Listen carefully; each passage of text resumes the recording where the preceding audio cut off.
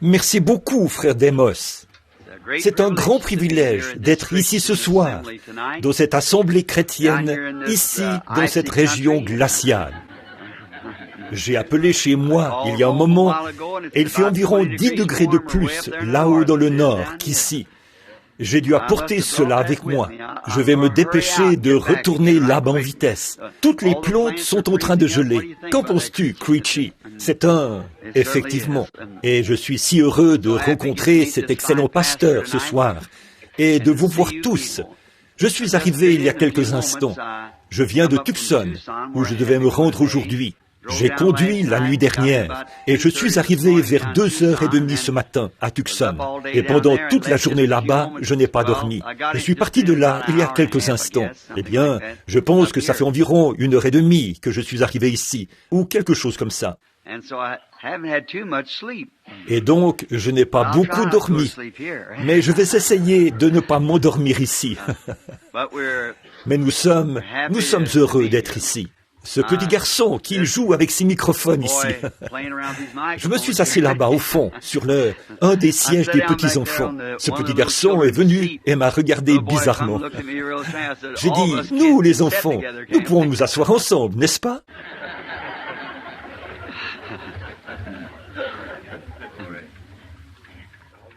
Eh bien, j'aime vraiment ces petits-là. Et c'est vraiment agréable d'être ici ce soir, d'avoir ce bel auditoire et tous ces gens qui sont tout autour. Je crois que frère Williams et frère Rose ici vous ont tout dit au sujet de la convention à venir. Je suppose que vous êtes bien au courant de cela. Nous serons au Ramada très bientôt pour la convention des hommes d'affaires. Nous nous attendons à passer des moments merveilleux là-bas. Frère Velmer Gartner, un merveilleux orateur très énergique, et d'autres ministres, Oral Roberts et beaucoup d'autres seront là. Nous nous attendons à de glorieux moments dans le Seigneur. J'espère qu'un de ces jours, nous aurons un service de guérison là-bas. Ah oui, je serais heureux que frère Oral et moi collaborions. Oui, monsieur. Ne serait-ce pas merveilleux? Ce serait un très bon départ, n'est-ce pas? Un service de guérison au Ramada. Ce serait très bien. Donc peut-être que nous ferons ça, vous savez. Il se peut que le Seigneur nous accorde cela, d'avoir un service de guérison. Donc, nous irons... En ce moment, nous allons d'église en église pour essayer de répandre la bonne nouvelle, de nous associer les uns aux autres et de communier avec toutes les différentes églises. C'est ce que nous croyons, que nous sommes un en Christ. L'autre jour, je parlais à un médecin. Je m'apprête à partir pour l'étranger et il faut passer un examen médical. Je suis donc allé me faire examiner et il m'a fait passer un de ces tests cérébraux. Je ne me demandais pas ce que c'est et il a trouvé quelque chose d'étrange. Il est revenu, il n'arrivait pas à comprendre. Donc il a consulté un groupe de médecins puisqu'il n'arrivait tout simplement pas à comprendre. Il a dit, je n'ai jamais vu ça avant. Il m'a montré une image ordinaire du conscient et du subconscient, où on pouvait voir qu'ils sont normalement très éloignés l'un de l'autre. Mais il a remarqué que dans mon cas, les deux étaient ensemble. Il m'a dit, vous êtes vraiment un curieux personnage. J'ai dit, je l'ai toujours su. Tout le monde le sait. Il a dit, nous n'avons jamais vu ça avant. Alors, il s'est mis à m'en parler. J'ai dit, eh bien, et je dis, vous savez, je suppose que l'Éternel, qui est bon, quand il nous crée, il fait que chacun de nous soit un peu différent de l'autre. Nous ne nous ressemblons pas. Et parfois, nous n'agissons même pas de la même manière. Mais il fait cela pour lui, sa propre façon de le faire. Nous entrons simplement dans la grande machine à mouler. Nous restons tranquilles et il nous façonne, comme il veut que nous soyons. Et je sais que personne ne voudrait être autre chose que ce qu'il est. La seule chose que nous pouvons tous désirer, après avoir été sauvés et être devenus les enfants de Dieu, la seule chose que nous voulons, c'est d'avoir chaque jour une marche plus rapprochée. C'est ce que nous désirons ardemment, cette grande communion, comme c'est merveilleux. Est-ce que vous vous êtes déjà arrêté pour penser à ce que nous ferions si nous n'avions pas cela? Si cette grande espérance ne reposait pas en nous, que ferions-nous? Je disais dans une des églises, puis d'abord à un endroit, puis à un autre, et un peu partout dans le pays. Je fais parfois une remarque. Je pense que je l'ai peut-être répété dans la même église.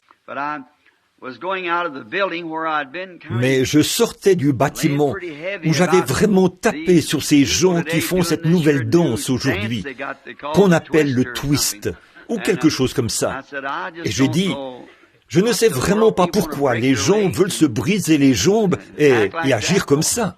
Alors, il y avait un homme d'environ 26, 27 ans qui m'avait rencontré à l'arrière. Il a dit, « Un instant, Monsieur Branham. » J'ai dit, « Oui, monsieur ?»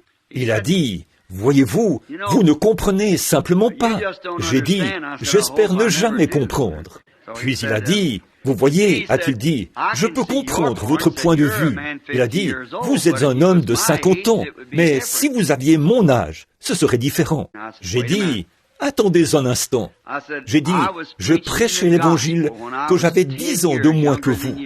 Je crois toujours au même évangile.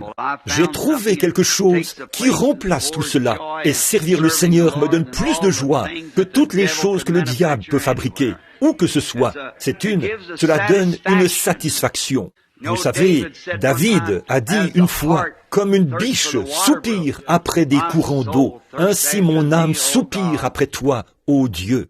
Et si vous avez déjà vu une de ces petites créatures, quand elle a été blessée, peut-être que les chiens l'ont attrapée et ont arraché un gros morceau de son côté, ou quelque chose comme ça, elle saigne. Et le chien, lui, peut suivre sa trace. Il n'est pas comme un homme. Il peut chasser ce cerf qu'il saigne ou non. Et donc, le seul moyen, si ce cerf saigne, le seul moyen pour lui de survivre, c'est d'aller là où il y a de l'eau. Et si jamais il arrive où il y a de l'eau, il boira cette eau. Cela arrêtera le saignement et il peut alors s'enfuir. Il est très intelligent. Mais maintenant, vous pouvez imaginer une de ces petites créatures blessées qui perd du sang, la façon dont sa petite tête se dressera et elle utilisera tous ses sens pour détecter où se trouve l'eau avec son nez. En effet, elle doit trouver de l'eau, sinon elle périra. Alors, c'est une question de vie ou de mort pour elle. Elle se sert de son odorat au possible. Elle fait tous ses efforts. Elle la désire ardemment. Elle doit la trouver. C'est ainsi que nous devrions avoir soif de Dieu, voyez-vous. Comme une biche soupire après des courants d'eau, ainsi mon âme soupire après toi, ô Dieu. Être caché quelque part avec lui, voilà le désir de mon cœur. Et j'espère que c'est le désir de tous ceux qui sont ici ce soir. Et maintenant, soir après soir, j'aime bien ce que je vois. Les visages qu'on voit à un endroit, on les revoit à un autre. J'aime ça. Vous exprimez ainsi votre communion fraternelle et ce pourquoi nous sommes ici. J'aimerais bien voir un réveil à l'ancienne mode à Phoenix. Oh là là, ce mot Phoenix m'a toujours impressionné depuis la toute première fois que je l'ai lu, que j'ai lu à ce sujet, Phoenix, Arizona. Eh bien, quand j'étais petit, je pensais, si je pouvais un jour me rendre à cet endroit, si je pouvais me rendre là-bas, à Phoenix. Et une fois ici, quand on regarde, on voit que c'est englouti dans les profondeurs du péché, comme partout ailleurs. Les touristes s'y mêlent aussi. La boisson, faire la bombe, l'immoralité, et tout ce qu'il y a là. Et pourtant, au milieu de tout cela, vous trouvez de véritables joyaux que Dieu a secoués et fait sortir de ce désert et qui brillent dans la couronne du glorieux peuple de Dieu. Et c'est pour cela que je suis ici ce soir, pour me joindre à vous, frères et sœurs, pour essayer d'apporter la lumière du Seigneur Jésus aux autres, afin que dans ce grand chaos, on puisse les trouver, eux aussi. Beaucoup d'entre eux sont encore là-bas, au dehors. J'en suis convaincu. Il y en a encore beaucoup qui doivent entrer, et nous devons faire tout notre possible pour les amener, et vivre une vie qui reflètera Christ. Maintenant, juste avant de lire un petit passage de l'Écriture, je suis arrivé si tard que je n'ai eu qu'environ 5 minutes pour prendre quelques notes. Les services de l'impôt fédéral m'ont envoyé des avis récemment et je devais y répondre immédiatement. Il fallait que ma réponse soit estampillée au plus tard aujourd'hui, je pense. Je suis donc allé au bureau de poste et à mon retour, Billy a dit « Tu ferais mieux de te dépêcher ». Et donc, ici, je tourne en rond et en rond avec ces gens-là. Oh là là, on parle de justice sur les portes du palais de justice.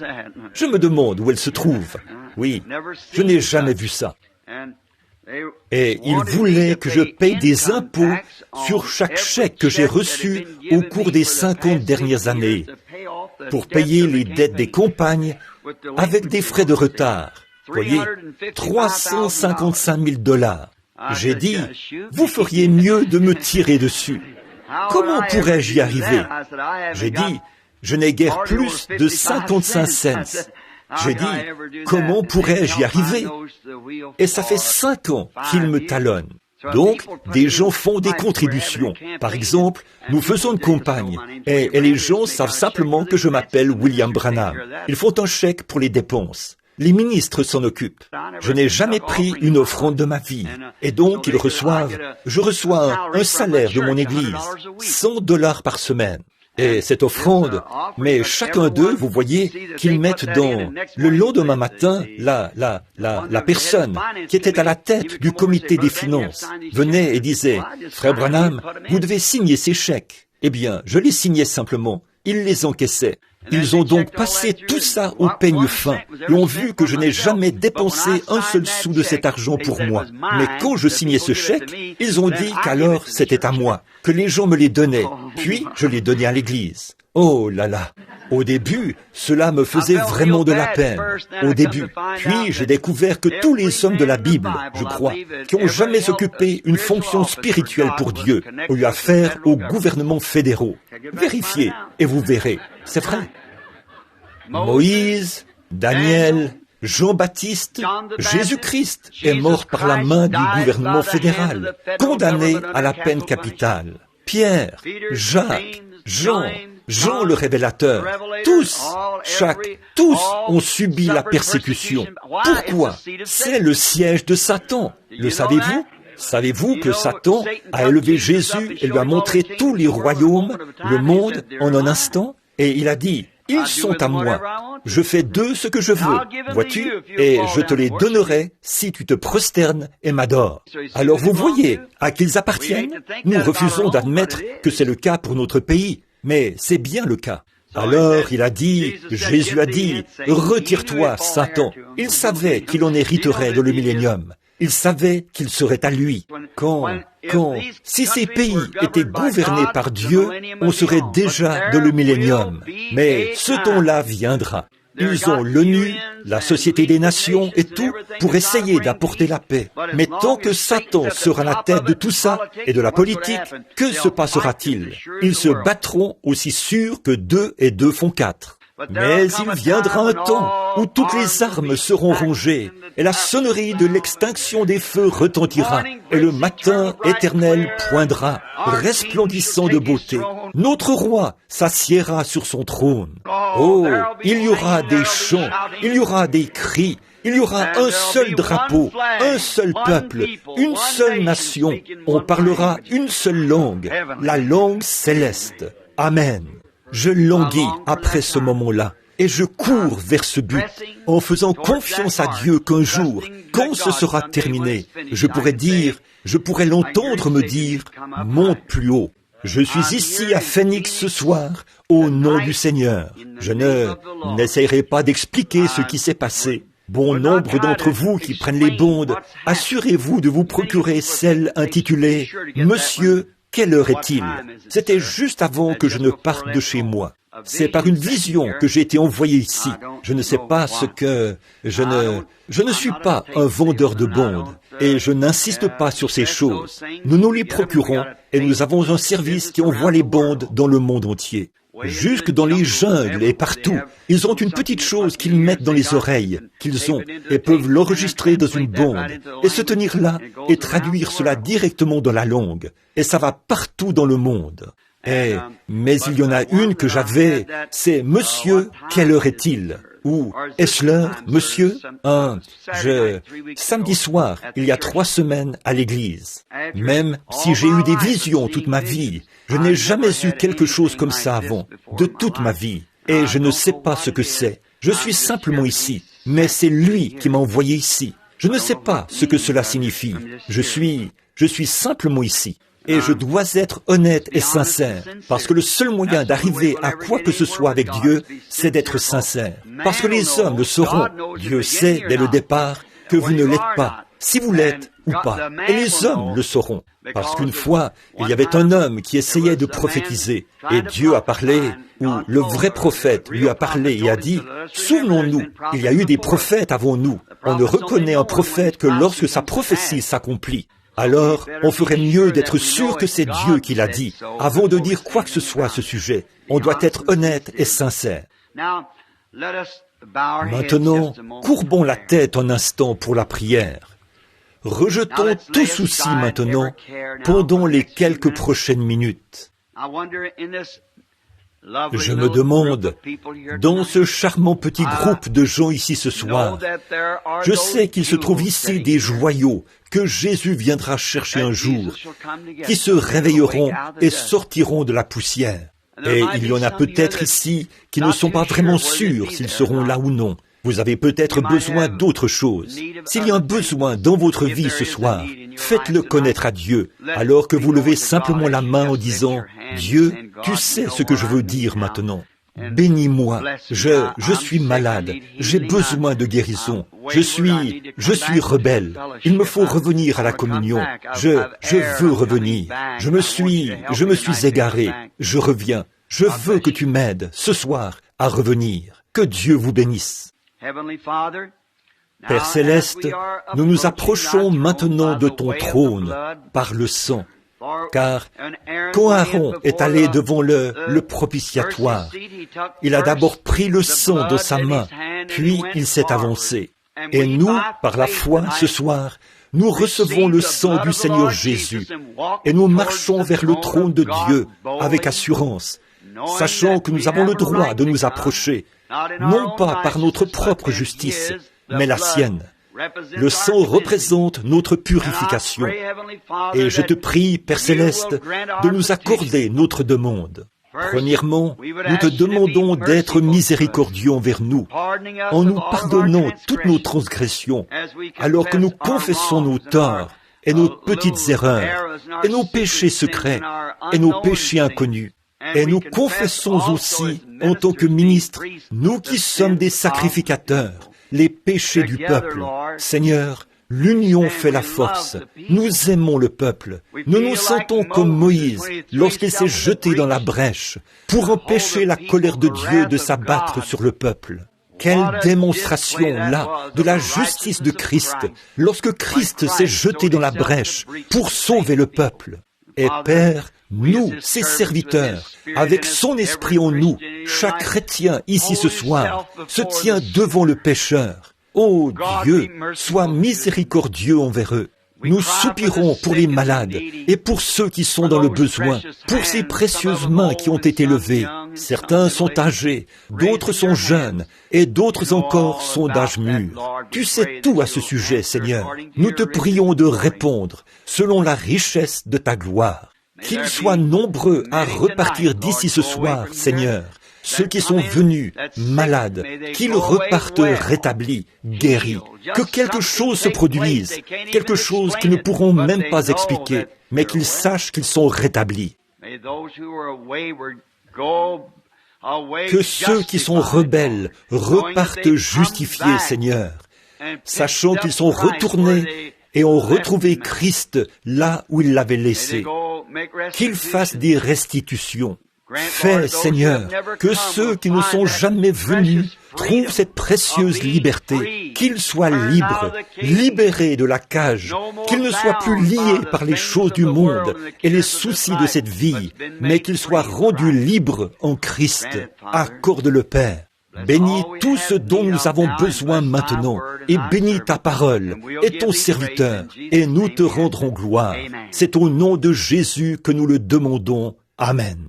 Maintenant, si nous devions lire un sujet de l'Écriture, ou plutôt prendre un passage de l'Écriture comme sujet, 1 Corinthiens chapitre 14, verset 8, dit ceci, dans 1 Corinthiens 14, 8. Et si la trompette rend un son confus, qui se préparera pour le combat? Ce passage contient assez de matière pour prêcher pendant les 2 prochaines semaines, et on n'effleurerait même pas le sujet. Il y a quelque chose à propos de la parole. C'est inspiré. On peut passer beaucoup de temps sur ce même sujet, puis s'en servir pour faire le lien entre tous les passages de la Bible. C'est exact. Un jour, un homme m'a demandé, « Comment pouvez-vous prendre le même passage ?» J'ai répondu, « Oh là là, vous pouvez en tirer n'importe quel contexte. » J'ai ramassé un petit trèfle à 3 feuilles qui était sur le sol et je l'ai tenu dans la main. Cet homme est ici ce soir. Il vient de Tucson et nous étions à Pasadena, en Californie. J'ai dit, je pourrais prendre ce trèfle à 3 feuilles et prêcher pendant 25 ans là-dessus. Parler de la vie qui se trouve à l'intérieur, de ces 3 folioles qui représentent la Trinité en un. Et, il y a tellement de choses que nous pourrions dire à son sujet. Alors qu'en est-il d'un passage de l'Écriture? C'est la parole de Dieu, c'est éternel. Ça n'a pas de fin. Ça continue et continue et continue. C'est un refuge pour nous. Et maintenant, ce soir, je veux parler de ceci. Une trompette rend un son confus. Je pensais à cela il y a quelques instants, alors que je réfléchissais à ce problème d'impôt sur le revenu. Je me suis dit, il n'y a presque rien de certain aujourd'hui.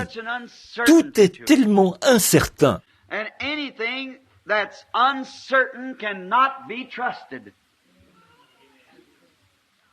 Et on ne peut pas faire confiance à ce qui est incertain. On ne peut pas faire confiance à ce qui est incertain. Si ce n'est pas certain, tenez-vous loin de cela. Si vous avez une entreprise, et là, il y a des hommes d'affaires ici présents, il y en a peut-être même beaucoup. Si vous dirigez une entreprise qui n'est pas certaine, vous n'allez pas investir beaucoup là-dedans, parce que le dividende est incertain, et vous ne feriez pas beaucoup d'investissements dans cela. Ou, si vous êtes un bon homme d'affaires astucieux, vous attendrez et chercherez, si vous avez de l'argent à investir, jusqu'à ce que vous trouviez quelque chose de certain, quelque chose de fiable, quelque chose sur lequel vous pouvez compter. Parce que vous ne voulez pas perdre la petite somme d'argent que vous avez économisée. Parce qu'avec cet argent, vous devez gagner votre vie grâce à la rémunération provenant des dividendes tirés de cet investissement. En effet, il vous faut de l'argent pour vivre. Et cette petite somme d'argent que vous avez économisée, ne la laissez pas traîner dans votre poche, parce que les voleurs s'en empareront. Voyez, non. Ne faites pas ça. Si vous l'avez, investissez-le dans quelque chose. Et là, vous devez être sûr et certain de votre investissement. Si vous ne l'êtes pas, eh bien, ne l'investissez pas du tout. Alors, les affaires sont certainement dans une position précaire ce soir. Pratiquement chaque entreprise dans le monde est dans une position précaire. Parce que le monde est dans une position précaire. Vous ne pouvez pas vous permettre, maintenant, je vais économiser tel montant d'argent pour me construire une jolie petite maison quelque part. Ça, ce n'est pas très sûr. Je peux vous le dire, parce que le gouvernement pourrait tout reprendre du jour au lendemain. Oh, des choses qui ont rendu notre démocratie si corrompue qu'elle est très précaire. Autrefois, nous pouvions avoir une très grande confiance dans notre démocratie. Et je pense vraiment que c'est la meilleure forme de gouvernement. Mais notre démocratie est quand même précaire. En effet, nous, cette nation, notre peuple, nous avons une constitution Et cette Constitution est notre point de référence final. Et pourtant, là aussi, notre Constitution est fragile parce qu'elle a déjà été violée de nombreuses fois. Feu M. Roosevelt l'a ravagée. Donc, vous voyez qu'elle peut être violée. Vous ne pouvez pas y accorder une grande confiance. La politique, oh là là, comme c'est fragile. Les gens se disputent et se disputent et se disputent à propos de la politique. Les voisins se brouillent à propos de la politique. Des gens qui étaient autrefois de bons amis. Un président se lèvera, ou quelqu'un présentera sa candidature pour être shérif, ou quelque chose comme ça. Là, quelqu'un d'un autre bord politique, et ils se querelleront jusqu'à se brouiller à cause de la politique. Et j'espère ne blesser personne, mais je pense que tout ça, c'est pourri. Vous voyez? Oui, monsieur. Alors, pourquoi faire des histoires et se quereller pour quelque chose qui n'est pas bon de toute façon? C'est vrai, c'est vraiment très mauvais. Quelqu'un m'a parlé l'autre jour. Il a dit, allez-vous voter lors de cette élection-ci? J'ai dit, j'ai déjà voté. Il a dit, oh, lors de cette élection-ci, j'ai dit, j'ai voté pour Jésus. J'ai dit, je vais vous dire, il y avait 2 personnes qui votaient pour moi. J'ai dit, Dieu a voté pour moi et le diable a voté contre moi. Et j'ai voté pour Dieu. Donc, j'ai bien voté. C'est pourquoi vous votez détermine ce que vous obtiendrez. Alors, remarquez, tout récemment, simplement pour vous montrer un fait. Et ensuite, nous passerons à autre chose. Dans cette dernière élection présidentielle, il était prouvé sans l'ombre d'un doute, à Chicago et à d'autres endroits, que les machines avec lesquelles on doit voter ont été configurées par le Parti démocrate. Et chaque fois qu'une personne votait pour M. Nixon, une voix était enregistrée pour M. Kennedy en même temps. Donc, vous n'avez aucune chance. Et cela a été prouvé. Et vous avez écouté le Moniteur l'autre soir, quand ils ont fait un sondage à travers le pays, du Mississippi à l'Est. Selon ses appels téléphonique, M. Nixon avait le vote de 4 personnes sur 5. Comment un homme peut-il gagner? Si ça avait été M. Kennedy, ça aurait été la même chose. Je ne prends position pour aucun parti. Mon parti est au ciel, et je suis là avec eux ce soir. Nous sommes assis dans les lieux célestes. Et nous parlons de notre roi. Mais vous voyez, j'essaie de vous dire que ces choses de la terre sont en train d'être ébranlées. Il n'y a pas, on ne peut avoir aucune confiance en ces choses. Elles sont incertaines. Et toute chose qui est incertaine, je préfère m'en éloigner. Je n'aime pas ce qui est négatif. Je n'aime pas être du côté négatif. J'aime que c'est positif. Être du côté positif. Maintenant, la vie de famille est devenue incertaine. Vous savez, j'ai vu un article l'autre jour quelque part, dans l'un des journaux, qui disait que le taux de divorce en Amérique est plus élevé que dans n'importe quelle autre nation du monde. Et nous sommes censés être une nation religieuse. Oui, ça pourrait être ça, la religion, d'accord, mais ce n'est pas la religion appropriée. Vous voyez, la religion n'est qu'une couverture. C'est difficile de dire ce que nous utilisons pour fabriquer notre couverture. Adam a essayé d'en fabriquer avec des feuilles de figuier, et ça n'a pas marché. C'était très précaire quand il a dû sortir pour rencontrer Dieu. Donc, la religion ne répond pas à tout. Mais pouvez-vous imaginer que notre taux de divorce est plus élevé que celui de tous les autres pays, notre taux de divorce? Nous voyons que l'immoralité gagne du terrain dans nos foyers. C'était stupéfiant de découvrir que un grand pourcentage dans le sondage fait à travers le pays et dans je crois que c'était dans l'Ohio qu'un sondage a été fait sur le christianisme. Et c'était alarmant de voir le nombre de gens qui n'allaient même pas à l'église. Et puis, environ 80% de ceux qui fréquentaient une église ne savaient pas pourquoi ils y allaient. Ils ne savent pas pourquoi ils y vont. Ils vont juste à l'église. Pourquoi y allez-vous? Eh bien, notre mère nous y emmenait quand nous étions petits, et nous continuons simplement à y aller. Et puis là, une autre proportion de ceux-là ont dit qu'ils y allaient seulement pour Oh, pour rencontrer leurs voisins et parler un peu, voyez-vous? Eh bien, c'est alarmant. Ce n'est pas étonnant que la vie de famille ait disparu, vous voyez. Toute vie de famille qui n'est pas stable. Toute femme qui va épouser un homme, si elle n'est pas certaine de cet homme, elle ferait mieux de le laisser de côté. Et tout homme qui va épouser une femme, s'il n'est pas certain, ferait mieux de la laisser de côté. Vous feriez mieux de prier jusqu'à exaucement, jusqu'à ce que Dieu vous donne la réponse à ce sujet. Et alors, que l'homme donc ne sépare pas ce que Dieu a joint. Mais nous, tout d'abord, nous devons prier à ce sujet jusqu'à exaucement. Oui.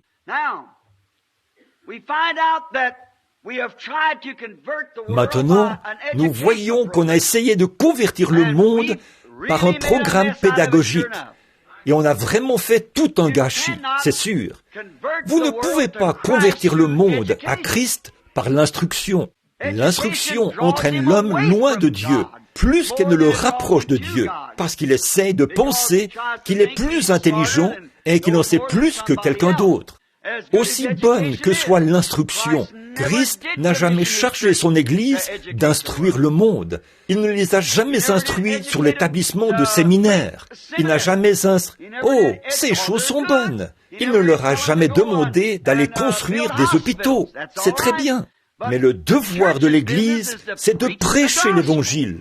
Aller par tout le monde et prêcher l'Évangile à toute la création. Voyez-vous? Mais tout ce qui est différent de cela devient précaire, parce que c'est en dehors du programme de Dieu. La vie nationale est incertaine. Eh bien, le monde est incertain. Nous en sommes au point où le monde entier a un effondrement nerveux, on dirait. Tout chancelle.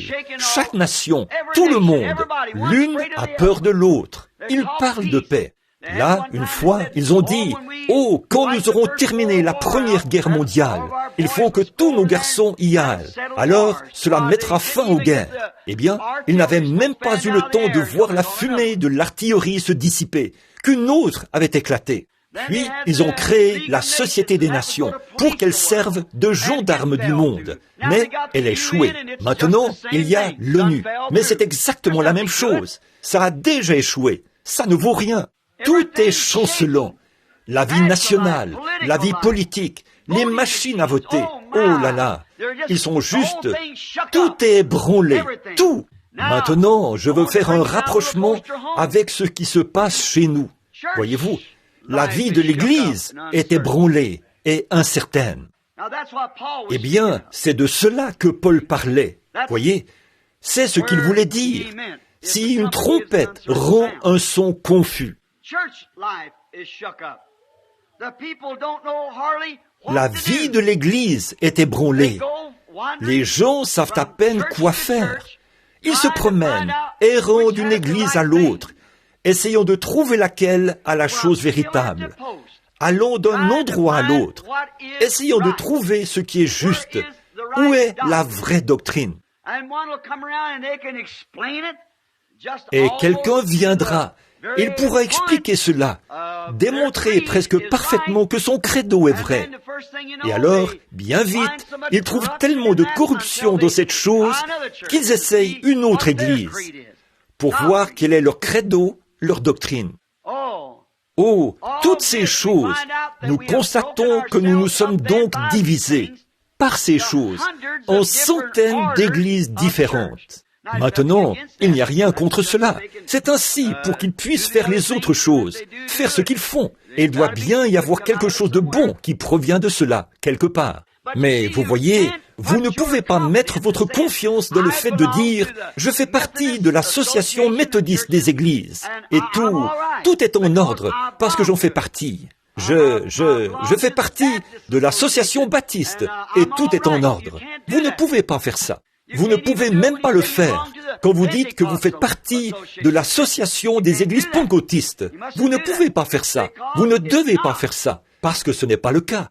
Nous découvrons que lorsque notre première association pentecôtiste, le Conseil général, a été établi, au bout de quelque temps, ils ont commencé à se diviser, puis à se diviser encore. Il y a eu des controverses et des questions doctrinales. Regardez maintenant ce qu'il en est, partout. Vous voyez, cela montre que c'est incertain. Ceux qui mettent leur confiance uniquement dans l'organisation, ça c'est incertain. Là, vous diriez, frère Branham, vous nous mettez dans une situation très difficile. Vous peignez un tableau terriblement sombre. Et c'est ce que je voulais faire. Je voulais le faire. Je l'ai fait dans un but, pour pouvoir dire ceci. Y a-t-il quelque chose de certain? Oui, il y a une chose qui est certaine. Oh, je suis si heureux de cela, qu'il y ait une chose dans laquelle vous pouvez mettre votre confiance et être sûr que c'est juste. Oh, quand tout le reste aura disparu, ceci subsistera. Si vous lisez dans Matthieu 24, 35, il a dit, « Les cieux et la terre passeront, mais ma parole ne faillira pas. » Dieu a un fondement solide. Un vieil homme a dit une fois, un vieil homme de couleur dans le sud, il transportait une Bible et il ne savait pas lire. Et on lui a dit, « Pourquoi transportes-tu cette Bible, Sam ?» Il a dit, « C'est la Sainte Bible. » Il a dit, « C'est écrit dessus. » Et il a dit, « Je la crois, de la couverture à la couverture. Et je crois aussi la couverture. » Il a dit, « Parce qu'il y est écrit la Sainte Bible. » Et l'homme qui lui parlait a dit, « Tu ne crois pas à tout ce qui est dedans ?» Il a répondu, « Oui, monsieur, bien sûr que oui. » Il a dit, « Tu veux dire que tu ferais tout ce que la Bible te dit de faire ?» Il a dit, « Oui, monsieur. » Il a dit, « Et si la Bible disait à Sam de sauter à travers ce mur de pierre, là, que ferais-tu » Il a dit, « Je sauterai. » Il a ajouté, « Comment vas-tu passer à travers le mur de pierre sans qu'il y ait un trou ?» Il a répondu, « Si la Bible disait à Sam de sauter, il y aurait un trou quand Sam y arriverait. » Alors, c'est à peu près ça. Il y aurait un trou là.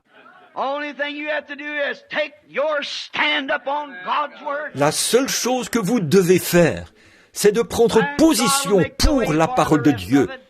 Et Dieu pourvoira d'un moyen pour le reste. Oh, ce grand fondement! Je crois qu'il a dit dans Luc, je crois que c'était en descendant de la montagne. Il a dit aux disciples, « Qui dit-on que je suis, moi, le Fils de l'homme ?»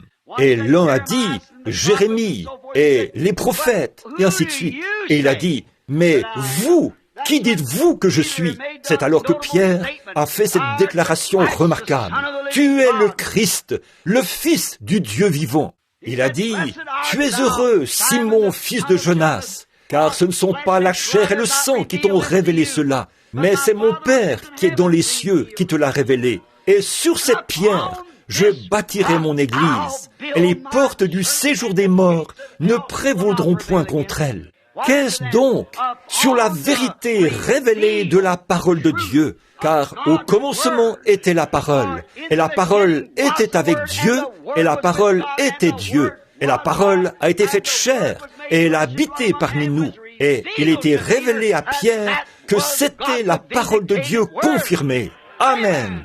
C'est la raison pour laquelle il pouvait dire, « Qui peut me déclarer coupable de péché? Qui peut m'accuser? Tout ce que la parole a écrit à mon sujet, je l'ai accompli. » Dieu avait confirmé qu'il était la parole. Oh, c'est ça. Dieu a manifesté. La parole le dit. Et ensuite, Dieu le rend réel, l'accomplit, le montre. Il y a des années, quand on a dit à l'Église, le baptême du Saint-Esprit n'existe pas. Ce n'est qu'une émotion qui pousse les gens à s'emballer. Mais ceux qui l'ont reçu savaient que c'était la vérité. Ils savaient que Dieu était réel. Et il était prouvé que jusqu'à maintenant, le mouvement pentecôtiste de Dieu partout dans les pays a amené plus de gens à Christ que tous les autres.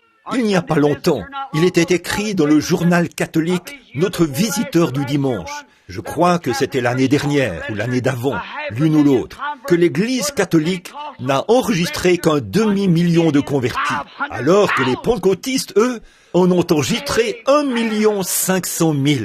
Amen. Qu'est-ce que c'est? Elle prend de l'ampleur, la parole de Dieu qui se répand à l'étranger. Comme nous devrions être reconnaissants.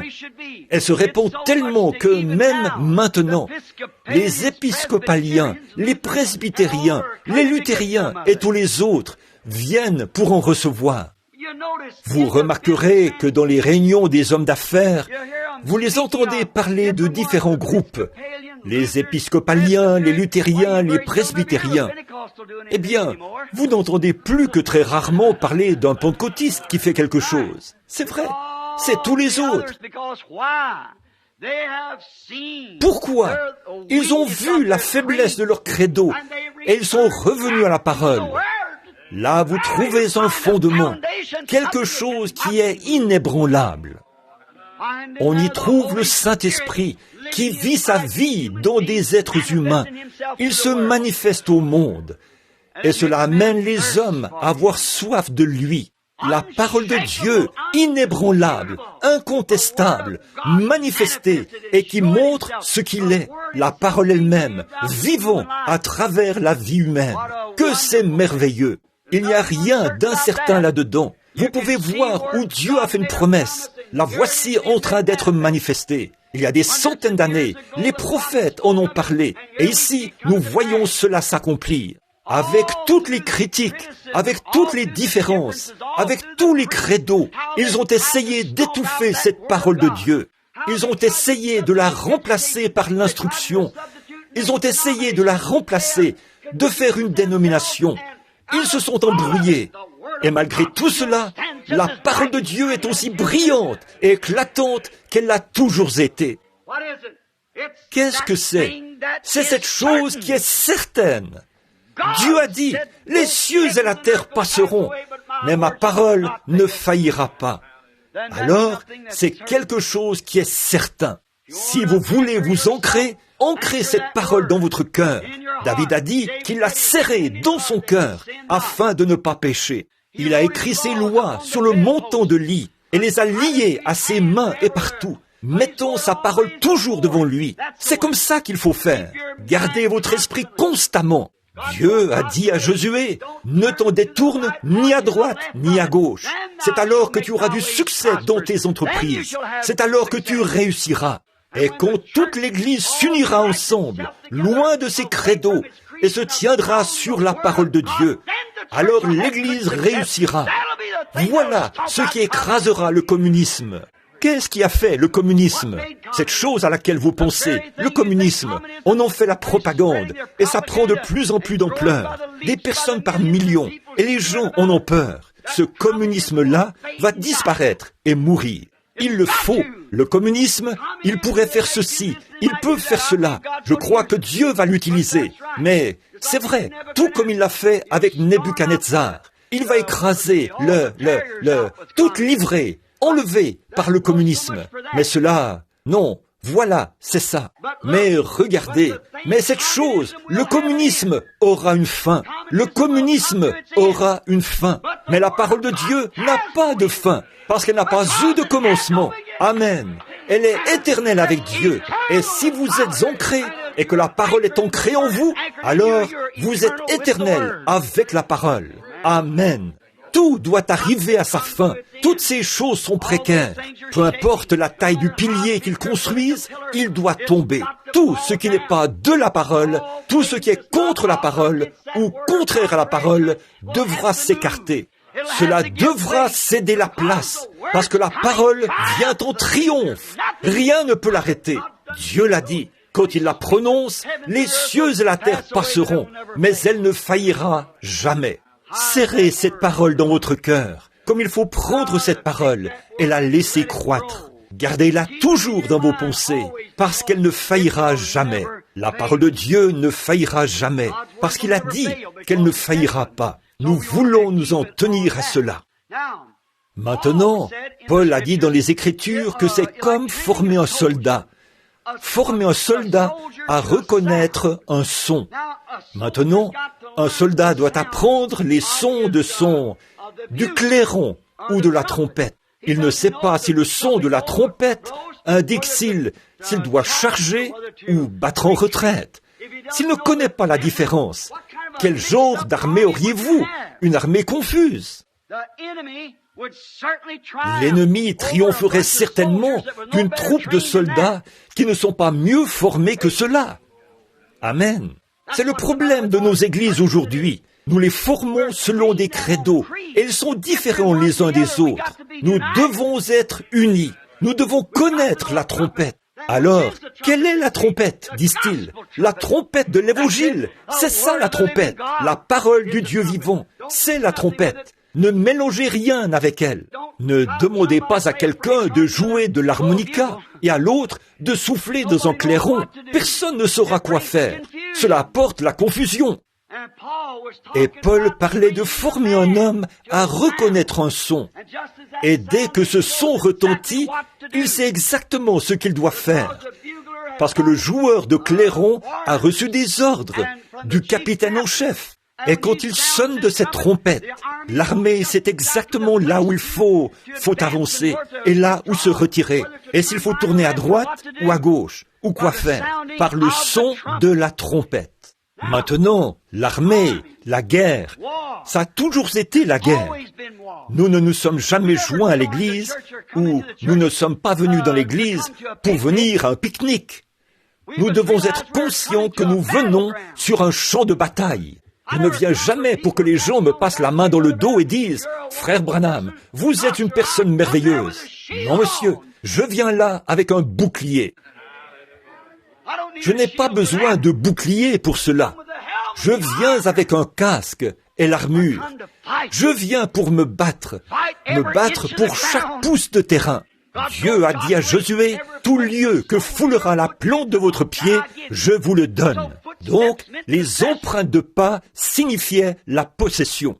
Et quand l'Église arrive à un endroit où elle fait des compromis avec des credos, et des compromis avec la parole, et des compromis avec le monde, je veux dire, alors elle perd du terrain, elle recule. Ce dont nous avons besoin ce soir, c'est que des soldats s'emparent de toutes les promesses divines de cette Bible, que Dieu a promises à l'Église, qui revêtent l'armure complète de Dieu et qui tiennent ferme. C'est ce dont nous avons besoin, des soldats. Pas un uniforme pour un défilé. Ils sont toujours différents. Quand un homme, toute nation, nous avons des espions dans toutes les nations. Nous avons des espions allemands ici. Nous avons des espions anglais ici. Nous avons des espions en Angleterre. Qu'est-ce qu'ils cherchent à faire? Ils cherchent à découvrir quel genre de substance, quel genre de bombe l'autre possède. Le FBI est présent dans presque chaque pays. Ils observent pour voir. C'est comme ça qu'ils survivent. Ils observent et voient quel genre de bombe l'autre possède. Puis ils reviennent et l'améliorent un peu ou font quelque chose pour contrer cela. Les nations, elles ne se font pas confiance, ce qui montre que les nations chancellent. Eh bien, l'Angleterre nous ferait sauter d'ici 1 heure si nous leur faisions obstacle. Ou nous les ferions sauter. Il suffit que quelqu'un à la tête, là-bas, prenne un petit verre ou deux de train, ou se querelle à cause de quelque chose, et voilà, c'est parti. Ici, il n'y a pas longtemps, pendant la guerre, on disait au sujet de petits articles fabriqués au Japon. On jetait violemment cela sur le sol et on passait outre par patriotisme. Maintenant, on paye plus cher pour cela que pour tout autre article fabriqué ici dans le pays. Que s'est-il passé? Est-ce que cela compense la vie de ces garçons qui sont morts là-bas? Certainement pas. Qu'est-ce que c'est? Peu m'importe combien vous vous battez à cause des choses matérielles. Vous allez, ça ne veut rien dire, ça chancellera. Mais il y a un combat dans lequel vous pouvez vous engager et gagner du terrain qui ne pourra jamais vous être enlevé. C'est le son de la trompette de la parole de Dieu, l'Évangile. Elle possède les dons et les promesses qu'il a données à l'Église. Certainement. Maintenant, nous voyons le son rendu par cette trompette. Maintenant, chaque nation essaie de fournir à ses hommes le meilleur équipement qui soit pour leur défense. Or, je sais que parfois ces armures ne sont pas faciles à porter.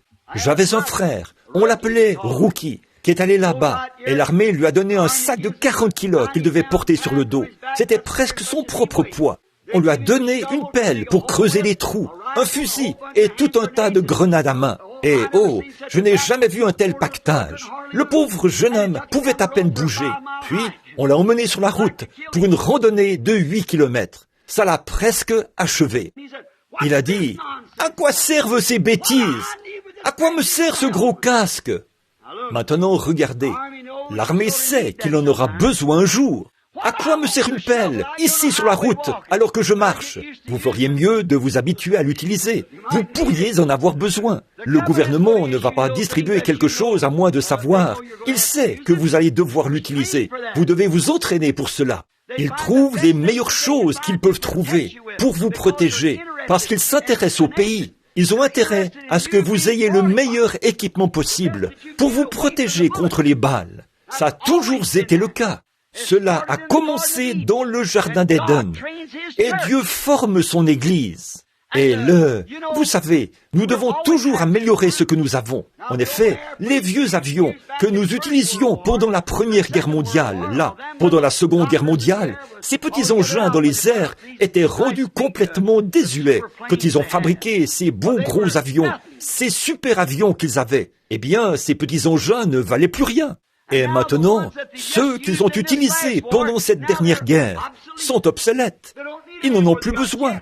Ils ont des avions à réaction. Et voyez, on essaie toujours d'améliorer les choses pour se défendre. Mais vous savez quoi? Dieu n'a rien à améliorer. Dieu a donné à ses enfants, ses soldats, la meilleure chose qui pouvait leur être donnée. Quand il leur a donné, qu'est-ce qu'il leur a donné? Il leur a donné sa parole dans le jardin d'Éden. Et l'homme devait se fortifier derrière la parole de Dieu. Et aucun démon ne pouvait l'atteindre. Restez dans la parole. Maintenant, l'espion ennemi, Satan, a essayé de trouver ce qu'il pouvait faire pour s'infiltrer là-dedans. Alors, il savait qu'il ne pouvait pas se présenter là et la bluffer. Alors la seule chose qu'il pouvait faire, c'était de l'amener à raisonner. Et c'est ce que Dieu utilise aujourd'hui pour fortifier son Église, sa parole. Et Satan vient avec le pouvoir de raisonnement. Satan savait que c'était là le point faible. C'était l'endroit où les gens céderaient le plus facilement, au niveau du raisonnement. Vous dites, laissez-moi raisonner avec vous. Est-ce que cela est vraiment nécessaire? Si Dieu a dit que c'était nécessaire, c'est nécessaire. Que nous ayons à pleurer, à pleurnicher et à faire tout ceci. Si Dieu a dit que le baptême du Saint-Esprit est nécessaire, peu m'importe combien cela pèse et combien vous devez abandonner de choses du monde, vous allez devoir l'utiliser un de ces jours pour rester en vie. C'est le seul moyen de survie. Maintenant, devons-nous pratiquer la guérison divine alors que nous avons les meilleurs médecins du monde? Dieu vous a donné la guérison divine parce qu'il sait que vous devez l'utiliser. Il vous a donné les dons de l'Esprit. Et dès que Satan s'est approché d'Ève, il a commencé à raisonner avec elle. Bon, certainement que Dieu ne ferait pas cela. Aujourd'hui, les gens disent, l'enfer n'existe pas. Beaucoup d'entre eux vous disent cela. Voyez-vous, oh Dieu ne brûlerait certainement pas ses enfants. Certainement, il ne brûle pas ses enfants. Mais le diable fera à ses enfants à lui. Vous êtes l'enfant de qui? Cela reste à savoir. L'enfer a été créé pour le diable et ses enfants, pas pour les enfants de Dieu. Aucun d'entre eux n'ira là. C'est vrai. Ça dépend de qui vous êtes l'enfant. Maintenant, Dieu a donné à Ève et à Adam sa parole. Et il ne l'a jamais changée. Il a toujours eu le chrétien ou le croyant. Sa défense, c'est la parole. Les cieux et la terre passeront. Chaque credo disparaîtra, chaque dénomination échouera, chaque nation sombrera, mais la parole de Dieu subsistera éternellement. Il y aura un temps où l'étoile du matin ne brillera plus. Il y aura un temps où le soleil ne brillera plus, où la lune ne brillera plus, où le monde ne tournera plus sur son orbite. Mais la parole de Dieu restera toujours la même. Oui, c'est quelque chose qui est inébranlable. Quelque chose sur lequel on peut compter. C'est certain. Si Dieu dit quelque chose, c'est certain que ça arrivera. S'il a dit dans le jardin d'Éden qu'il enverrait le Messie comme rédempteur, c'était certain d'arriver. Même s'ils ont attendu pendant 4000 ans, il est arrivé. Il devait venir, parce que c'était une parole promise de Dieu. Dieu a promis de l'envoyer de nouveau. Il sera là, peu m'importe le nombre d'infidèles et de sceptiques qui s'élèvent, peu m'importe ce qu'ils font, Peu m'importe à quel point le communisme se propage. Jésus-Christ viendra et il prendra une église lavée par le sang et l'emmènera en voyage jusqu'au ciel. Pourquoi? C'est certain qu'il en sera ainsi. La parole de Dieu l'a dit. Si tu peux croire, tout est possible. C'est certain. Dieu l'a dit et cela est inébranlable. Cela ne peut pas être ébranlé. Dieu l'a dit. Si vous pouvez simplement vous en tenir à cela. Maintenant, et si vous avez la foi en cela, croyez-y. Ce n'est pas un son confus. Dieu ne peut pas rendre un son confus. Les credos peuvent rendre un son confus. Les dénominations peuvent prêcher un son confus. Mais Dieu ne peut pas émettre un son confus. Et cette parole est Dieu. Et il n'y a rien d'incertain dans la parole. Tout est absolument certain. En effet, l'armure de la grande Église, c'est la parole. Quand Jésus est venu, a-t-il utilisé cette même armure? Il l'a certainement utilisée. Quand Satan est venu à lui, dans toute sa force, et qu'il a dit, « Si tu es le Fils de Dieu, fais telle et telle chose. » Il a dit, « Il est écrit. » Un retour directement à la parole. Satan l'a éprouvé un peu plus haut. Mais Jésus se référant directement à la parole, il est écrit. Il s'en est tenu là, à cette parole, nous montrant l'exemple. Comme il l'a dit dans 1 Corinthiens 1, dans Jean 14, 13. Je vous ai donné un exemple. Et c'est bel et bien un exemple pour nous, que nous devrions mettre notre confiance catégoriquement et parfaitement dans la parole de Dieu. Que tout le reste soit reconnu pour mensonge. Voilà une chose qui est certaine. Dieu a fait la promesse, Dieu va tenir la promesse. Ils disent, comment cette chose-ci peut-elle arriver? Comment peut-il rassembler un groupe de personnes par la grâce de l'enlèvement pour qu'elles puissent monter? Je ne sais pas comment il va le faire. Ce n'est pas mon affaire de demander comment il le fera. C'est mon affaire d'être prêt pour cela. Il l'a promis. Ça doit arriver. Il a fortifié son Église par la parole. Et la première chose, c'était le raisonnement. Maintenant, ils disent, n'est-ce pas raisonnable, là, si j'appartiens à cette Église-ci, n'est-ce pas aussi bien que cette Église-là? Il n'y a qu'une seule Église à laquelle vous pouvez appartenir. Vous ne pourrez jamais y adhérer. Vous pouvez adhérer à un club méthodiste, un club presbytérien et le club baptiste, le club pentecôtiste. Mais vous êtes nés dans l'Église de Jésus-Christ. Voilà, c'est ça l'Église. Les autres sont des clubs où les gens se rassemblent comme des corbeaux perchés sur cette branche-ci et les colombes sur cette branche-ci et tout. C'est la communion que vous avez ensemble, quand vous partagez le même régime alimentaire. Mais quand il s'agit de l'Église de Jésus-Christ, il n'y a qu'une seule voie, c'est la naissance. La naissance. C'est comme une personne, comme je l'ai dit bien des fois, comme un merle qui se pose sur une branche, qui essaie de mettre des plumes de paon dans ses ailes, et qui dit, « Vous voyez, je suis un paon qui se pavane. » Voyez-vous, il a mis ses plumes lui-même. S'il était un vrai paon, sa nature lui aurait donné ce genre de plumes. Si l'Église du Dieu vivant est l'Église du Dieu vivant, elle produira la parole du Dieu vivant. Vous n'avez pas besoin d'ajouter de plumes de paon nulle part. Et chaque plume qui s'y trouve viendra du paon. Vous pouvez le croire. Et chaque plume qui se trouve dans l'Église de Dieu sera la parole de Dieu. Il n'injectera jamais rien d'autre que la parole. Amen. Parce que la nature de l'esprit ne produit que la parole. Amen. Je commence à me sentir religieux. C'est vrai. Ce n'est pas quelque chose que vous essayez de faire, que vous fabriquez. Vous ne pouvez pas fabriquer la religion. Vous ne pouvez pas fabriquer le salut. Vous ne pouvez pas fabriquer les dons. Vous devez porter les dons. Certainement. Voyez-vous, le mouton ne fabrique pas de laine. Il a de la laine parce qu'il est un mouton. Il porte la laine, tout simplement. Le cerisier ne fabrique pas de cerises. Il ne fait que porter des cerises, parce que la vie qu'il y a à l'intérieur fait en sorte qu'il en soit ainsi. Et l'Église du Dieu vivant n'injecte pas ceci afin de ressembler à quelque chose. Les gens sont déjà ce qu'ils sont par la grâce de Dieu. Et la parole de Dieu est unie à eux, et ils sont unis à la parole.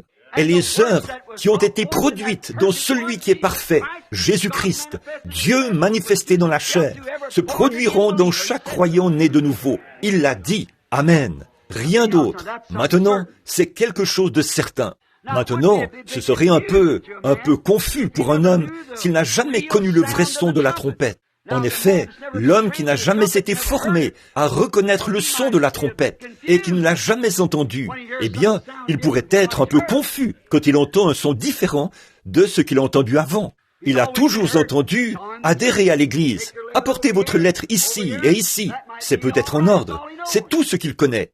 Mais ensuite, quand vous revenez sur le sujet du baptême du Saint-Esprit et que vous parlez de la puissance de Dieu et des choses qu'il fait et comment cela amène les femmes et les hommes, les deux, à se purifier d'une vie de péché, comment cela les amène à marcher dans la piété et l'honnêteté, les choses que cela produit, et ça amène le baptême, le parler en langue, la guérison des malades, le pouvoir de chasser les démons, les prophéties, les dons, les visions, toutes les choses dans l'Église. Alléluia, c'est vrai. Quand ça retentit, alors c'est un peu confus pour ceux qui n'ont jamais entendu ce genre de trompette. Eh bien, vous dites, mon Église n'enseigne pas cela. Alors, elle ne joue pas de la trompette de l'Évangile. Gloire, c'est ça. Mais pour les soldats entraînés, alléluia, quand ils entendent la trompette sonner, ils savent comment se mettre en position. En avant, soldats chrétiens. Gloire. Oh, cette chose est certaine. Comment savez-vous que c'est certain? C'est dans la parole. Eh bien, vous dites, notre Église n'enseigne pas cela, mais la trompette fait sonner cela. Je ne veux pas être formé dans un credo d'église, car il chancellera et tombera. Mais si vous êtes formé dans la parole, les cieux et la terre passeront, mais cette parole ne passera jamais. Tout credo, tout le reste tombera, mais cette parole ne faillira jamais. Amen. Voilà le son.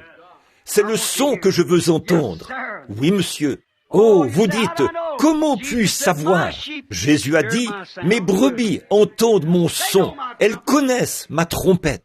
Il a dit dans Jean, chapitre 14, verset 12, celui qui croit en moi, il fera aussi les œuvres que je fais. Il a effectivement dit cela. Si un homme dit, eh bien, dans Hébreux 13.8, il est écrit, Jésus-Christ est le même, hier, aujourd'hui et éternellement. Oh, disent-ils, d'une certaine manière. Maintenant, un vrai mouton dira,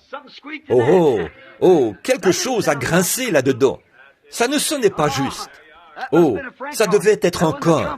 Ce n'était pas une trompette, parce que la Bible ne rend aucun son confus. Elle dit, vous recevrez le Saint-Esprit. Non pas, vous pourriez, vous le recevrez, chacun. Jusqu'à quand? À vos enfants et aux enfants de vos enfants et à ceux qui sont au loin, en aussi grand nombre que le Seigneur notre Dieu les appellera. Il sonnera de la trompette dans chaque génération et pour chaque race. Et les gens entendront sa voix. Ils y croiront, ceux qui sont ordonnés à la vie. Amen. Ils y croiront parce qu'ils savent que ça, c'est la trompette de l'Évangile qui sonne. Ce n'est pas confus. Chaque soldat sait comment se mettre en position. Là, vous avez vu Pierre et Jean, Jacques et l'Église primitive marchant en avant de cette façon, parce que la trompette, Jésus a dit, allez par tout le monde, prêchez l'Évangile. Marc 16, voyez, ces signes accompagneront ceux qui auront cru. Nous voyons Pierre, Jacques, Jean et tous les autres s'alignant, marchant selon cela. Et nous allons dans une autre direction, nous éloignons de cela, l'un avance, l'autre recule. L'un dit, eh bien ça, c'était pour un autre. Ça, ce son, c'était pour un autre. Oh non, ça ne peut pas être ça. Toute l'armée chrétienne entend la trompette. Dieu a dit que c'était la trompette. Il ne peut pas la changer. C'est le son qu'il a dit qui sonnerait. À ceci, tous connaîtront. Et voilà, l'Église s'en ira. Certains d'entre eux ne croient pas à sa venue littérale. La Bible dit qu'il viendra. Alors, nous attendons sa venue. S'il n'est pas ici ce soir, nous l'attendrons demain matin. S'il n'est pas ici demain matin, nous l'attendrons demain soir. Et nous l'attendrons toujours. Si nous nous endormons, nous ne nous serons pas évanouis en vain, car la trompette de Dieu sonnera. Cette dernière trompette, et les morts en Christ ressusciteront. Et nous, les vivants, qui serons restés, nous serons enlevés ensemble avec eux, à la rencontre du Seigneur dans les airs. Et nous serons là pour toujours. C'est le son de la trompette. Que je sois vivant ou que je sois parti, cela ne fait aucune différence. j'entendrai le son, je ressusciterai. Gloire à Dieu, ressusciterai. Oh oui, oui, Jésus a dit que mes brebis entendent ma voix. Il était la parole manifestée. Voilà comment ces brebis le connaissent. Maintenant, regardez les pharisiens, les autres, à cette époque-là. Oh, ont-ils dit, cet homme est Belzébul, lorsqu'il a dit à la femme au puits, là, au sujet de ses péchés, des maris qu'elle avait eus. Lorsqu'il a dit à Nathanaël où il était, quand il était sous l'arbre, quand Philippe l'avait appelé, il était sous le figuier, en train de prier. Eh bien, les docteurs de cette époque-là ont dit, cet homme est Belzébul, c'est un démon, c'est un diseur de bonne aventure. Mais ce n'était pas le cas de Pierre, Jacques, Jean et les autres. Ils savaient. Pourquoi? Ils savaient que Dieu avait dit, par la voix inspirée de Moïse, que lorsque le Messie viendrait, il serait un prophète. Et lorsqu'ils ont vu les choses qu'il avait dites manifestées et rendues parfaites, ils ont su que c'était de la nourriture de brebis. Ils ont su que c'était la trompette. Et ils ont commencé à la suivre. Mes brebis la connaissent, parce qu'elles ont vu la parole de Dieu manifestée. Maintenant, les gens aujourd'hui, ils ne croient pas que le baptême du Saint-Esprit existe. Ils se présentent ici ou quelque part où on a le Saint-Esprit. Ils voient la promesse de Dieu s'accomplir parfaitement, car mes brebis entendent ma voix. Ils connaissent le son de cette trompette, parce que c'est la Bible. Jésus-Christ, le même hier, aujourd'hui et éternellement. Il est toujours Hébreux 13:8. C'est exact. Peu m'importe là, ça ne fait aucune différence combien de corps d'église retentissent. Il y a beaucoup de cornistes d'église, vous savez, qui sonnent du corps partout, disant « Oh, les jours des miracles sont passés, la guérison divine n'existe pas. » Oh, les vraies brebis ne prêtent pas l'oreille à cela, mais elles prêtent l'oreille à cette trompette. Voilà, c'est positif. Ce corps d'église peut rendre n'importe quel son. Vous pourriez regarder ce qu'ils ont aujourd'hui, les corps d'église. L'un court par ici et l'autre court par là, et le diable se tient en retrait et dit, dis donc, ils se battent entre eux. C'est tout, je n'ai même pas besoin de bouger ma main. Mes frères, qu'ils prennent tous les armes une fois, qu'ils reviennent à la consigne générale. Oh là là, alors vous verrez un véritable. En avant, soldats chrétiens, ils ne prêteront pas l'oreille au corps, mais ils prêteront l'oreille à la trompette. Arrêtons-nous juste un instant. Retournons et examinons-en quelques-uns maintenant. Nous allons bientôt terminer, parce que je ne veux pas vous garder ici trop longtemps. Mais retournons en examiner quelques-uns qui ont entendu ce son. Prenons, et ils étaient certains.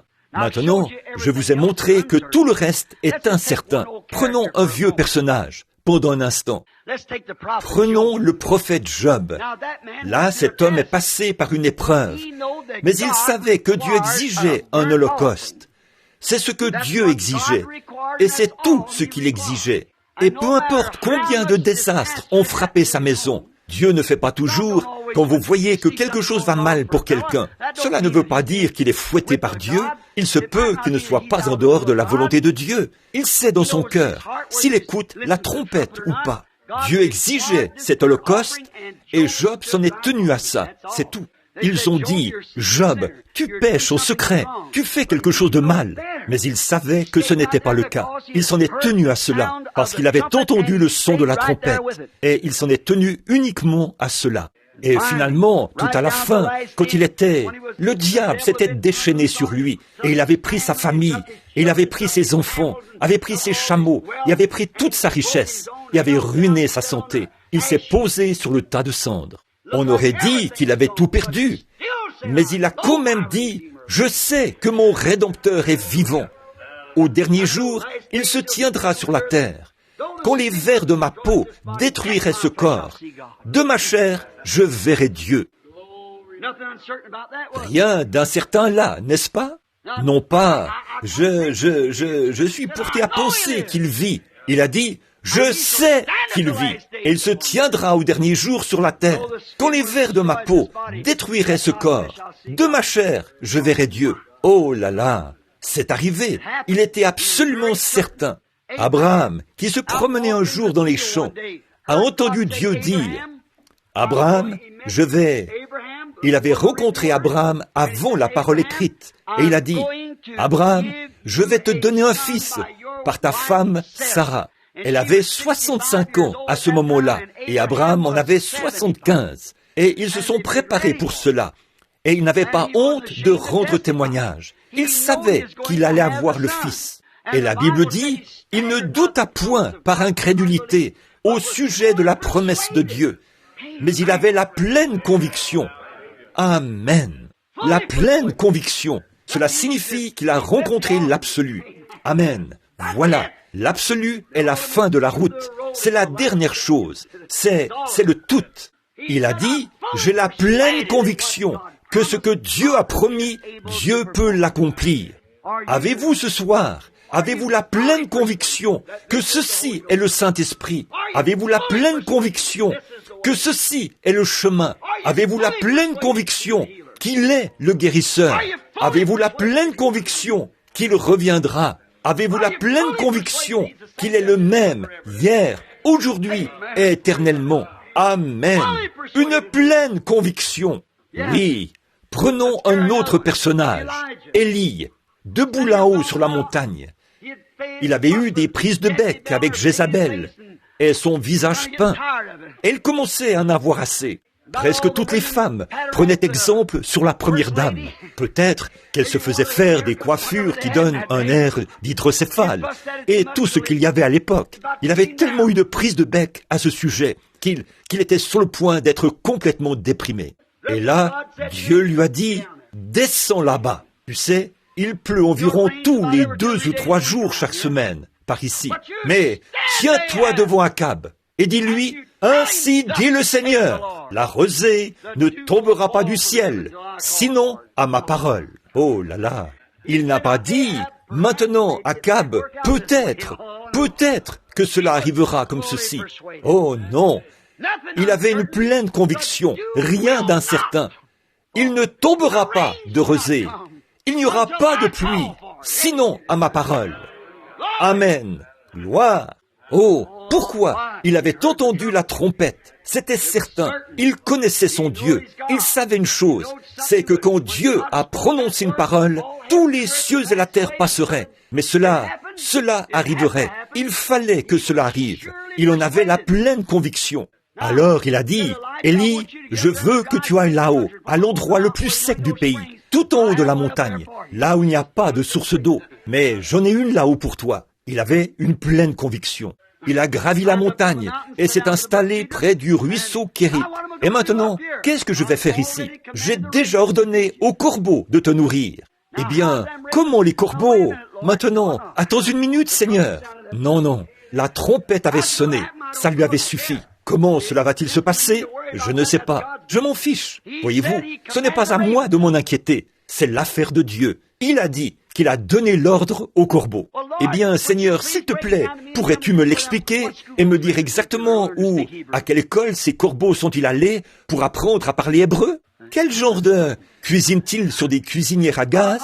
Ou ont-ils un feu de bois? Ou comment font-ils? Et où vont-ils? Quel genre d'animal vont-ils tuer?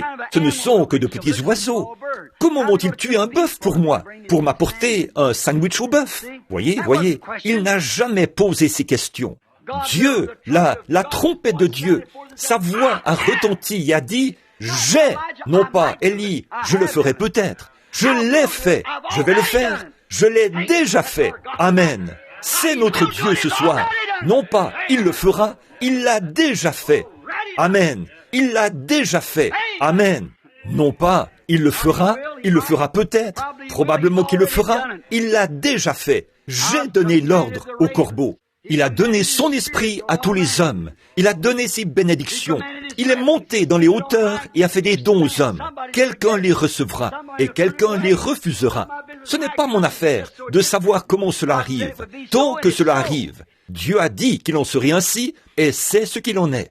Le jour de la Pentecôte, Pierre a dit, « Repentez-vous, chacun de vous, et soyez baptisés au nom de Jésus-Christ pour le pardon de vos péchés, et vous recevrez le don, le Saint-Esprit. » Comment va-t-il venir? Je ne sais pas. Là, la promesse est pour vos enfants, pour ceux qui sont au loin, en aussi grand nombre que le Seigneur notre Dieu les appellera. Maintenant, vous ne pourriez pas démontrer le contraire par des explications. La trompette a déjà retenti, et je crois à ça, j'ai obéi à ça, et je l'ai reçu. Amen. Maintenant, essayez une fois de m'en dissuader. Amen. Oh, je ne suis pas parfait. Non, comme ce soir-là, la vieille sœur de couleur, elle a dit, « Ancien, puis-je donner un témoignage ?»« Oui, madame. » Elle a dit, « Je veux dire une chose. » Elle a dit, « Je ne suis pas ce que je veux être. » Elle a dit, « Je ne suis pas ce que je devrais être. Mais il y a une chose que je sais. Je ne suis plus ce que j'étais. Donc c'est comme ça que nous nous sentons maintenant. Je ne suis plus ce que j'étais parce que je suis sauvé ce soir par la grâce de Dieu. Et j'ai reçu le baptême du Saint-Esprit selon la commission. Il a été déversé là-bas le jour de la Pentecôte. La promesse a été donnée et je l'ai cru. Rien d'incertain. J'ai entendu le son, j'y ai obéi, et je suis certain que c'est ce que c'est. Certainement, je le sais, assurément. Siméon, un vieux sage d'environ 80 ans, et cela faisait des centaines d'années qu'il n'y avait pas eu de prophète sur la terre. Mais il se promenait, jouissant d'une grande réputation. Le Saint-Esprit lui a parlé un jour et a dit, « Siméon, tu sais, tu ne mourras pas avant d'avoir vu le salut du Seigneur. » Gloire! Peut-être que le souverain sacrificateur s'est frotté la barbe quelquefois et a dit, « Siméon, tu devrais peigner ta barbe de l'autre côté. » Il a répondu, « Ça ne fait aucune différence. » Comment sais-tu que tu as raison? Le Saint-Esprit me l'a dit. Je ne mourrai pas. Eh bien, Siméon, tu es tout près de mourir. Oh, peu m'importe ce que tu dis, mais Dieu m'a dit que je ne mourrai pas avant d'avoir vu son salut. Rien d'incertain. Je ne mourrai pas. Je ne mourrai pas avant de le voir. Amen. C'est tout. Comment vas-tu y arriver, Siméon? Moi, ça ne me regarde pas. Où est-il, Siméon? Je ne sais pas. Comment sais-tu que tu vas le voir? Dieu l'a dit, c'est tout. C'est la parole. Je ne mourrai pas avant de le voir. Oh là là. Oh, pauvre vieux. Bien sûr, il n'a plus toute sa tête, vous savez. Alors, laissez-le tranquille. Mais il l'a vu quand même. Oui, monsieur. Dieu pourvoit d'un moyen pour les gens qui acceptent sa parole. Jésus, quand il était ici sur terre, et qu'il se tenait là devant la tombe de Lazare, ou, avant cela, lorsqu'il discutait avec les gens, qui disaient que lui, qui n'avait pas encore 50 ans, disait qu'il avait vu Abraham. Avez-vous remarqué combien il était certain? Il a dit, avant qu'Abraham fût, je suis. Je suis. Non pas j'étais ou je serai, mais je suis. J'en suis certain. Et il a dit à la tombe de Lazare, avant de descendre là, il a dit à Marthe, il a dit, je suis la résurrection, la vie. Non pas je devrais être ou je serai, mais je suis. Amen. Si tu avais été là, mon frère ne serait pas mort. Mais même maintenant, Seigneur, tout ce que tu demanderas à Dieu, Dieu te l'accordera. Il a dit, ton frère ressuscitera. Oh, il ressuscitera au dernier jour, à la résurrection générale. C'était un bon garçon. Oui, je crois qu'il ressuscitera. Mais Jésus s'est redressé un peu et a dit, mais je suis la résurrection et la vie. Non pas, je serai, je devrais être, ou ainsi de suite. Je suis. Il n'y avait rien de chancelant ou de précaire là. Rien d'incertain. Il n'y avait aucun doute. Je suis la résurrection et la vie. Celui qui croit en moi vivra, quand même il serait mort. Quiconque vit et croit en moi ne mourra jamais. Non, non pas. Ils pourraient ne pas mourir. Ils ne mourront peut-être pas. Ils ne mourront pas. Rien d'incertain là. Ils ne mourront pas. Celui qui écoute mes paroles et qui croit à celui qui m'a envoyé a la vie éternelle et ne vient point en jugement, mais il est déjà passé de la mort à la vie. Ils ne devraient point venir au jugement. Ils ne viendront point au jugement. Amen. Il a subi mon jugement. Je n'ai rien à faire là-bas. Amen. Voilà. Passer de la mort à la vie. Oh. Bon. Elle a dit qu'elle croyait cela. Maintenant, Jésus n'a jamais dit, eh bien, tu sais, étant donné que tu crois cela, et que tu sais que je suis la parole, tu sais que je suis celui qui devait venir. Tu l'as confessé, tu le crois. Je vais te dire ce que nous pourrions faire. Rassemblons les anciens et descendons voir si nous pouvons faire quelque chose. Non, non. Il a dit, je vais, non pas, descendons voir si je peux le ressusciter. Je vais le réveiller. Amen. Non pas, je vais essayer. Je vais le faire. Rien d'incertain. Ce n'était pas un son confus quand il a dit « Je le ferai, je le ferai ». Et le même qui a dit « Je le ferai » vous a fait une promesse. Alléluia. Oh là là. Amen. Je vais le réveiller. Il a aussi dit « Détruisez ce temple, et je verrai ce que je peux faire. Détruisez ce temple, et je le relèverai en 3 jours. » Rien d'incertain. Maintenant, je vais essayer. Vous pouvez tous rester autour et voir si je peux le faire ou pas. Ah non, je le relèverai. Rien d'incertain. Je le relèverai. Vous détruisez-le, moi, je le relèverai. Oh là là. Pourquoi? Il savait qu'il était cette personne dans l'Écriture dont David a parlé. Je n'abandonnerai pas son âme dans le séjour des morts et je ne permettrai pas que mon sein voie la corruption. Et il savait qu'il était inclus dans cette promesse de l'Écriture. Il était donc certain. Maintenant, ne pouvons-nous pas être tout aussi certains? Nous prenons exemple sur lui pour d'autres choses. Tant que la parole de Dieu le dit, ne pouvons-nous pas être aussi certains de la parole qu'il l'était? Je suis la résurrection et la vie. Je le relèverai. Amen. Pourquoi? Il savait que la parole en parlait et il était sûr d'en sortir.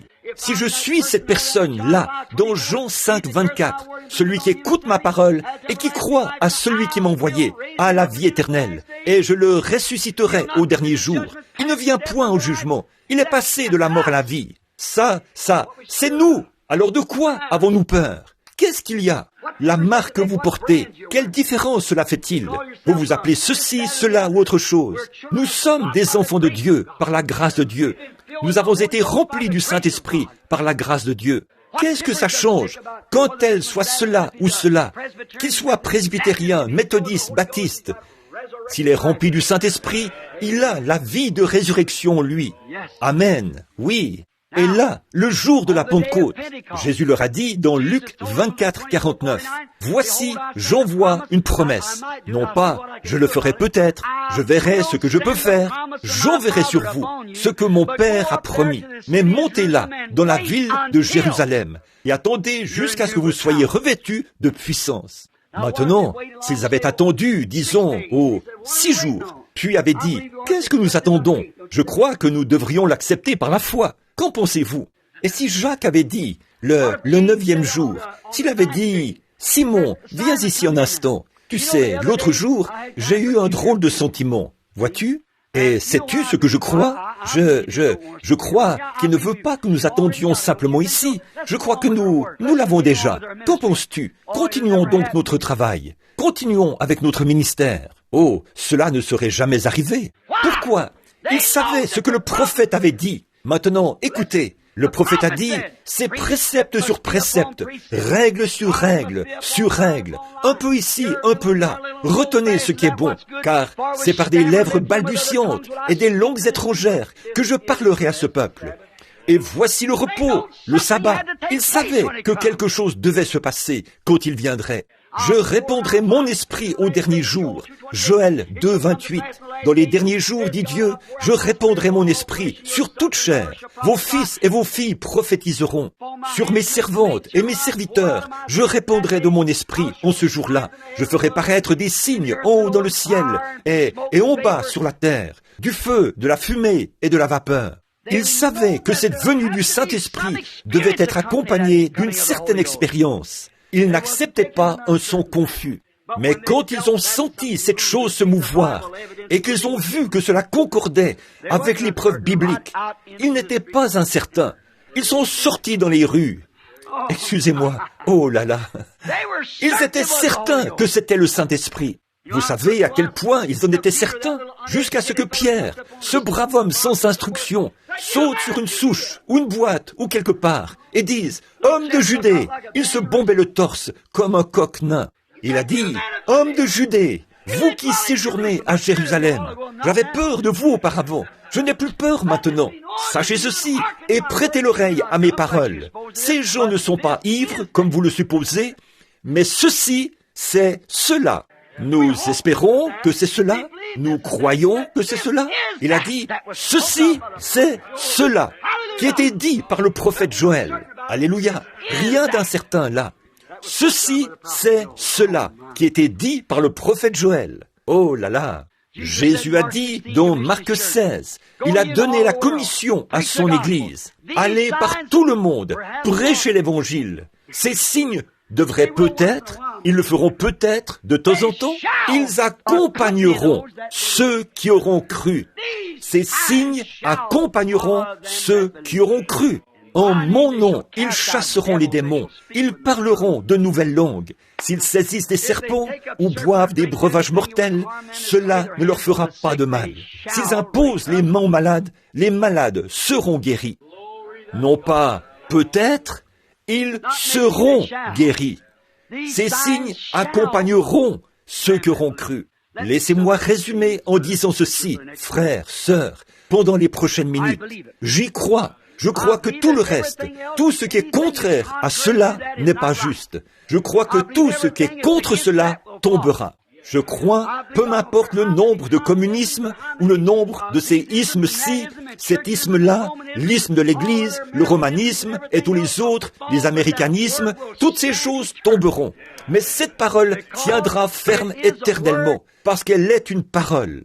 Et avant d'être une parole, il faut que ce soit une pensée. Et une parole est une pensée exprimée.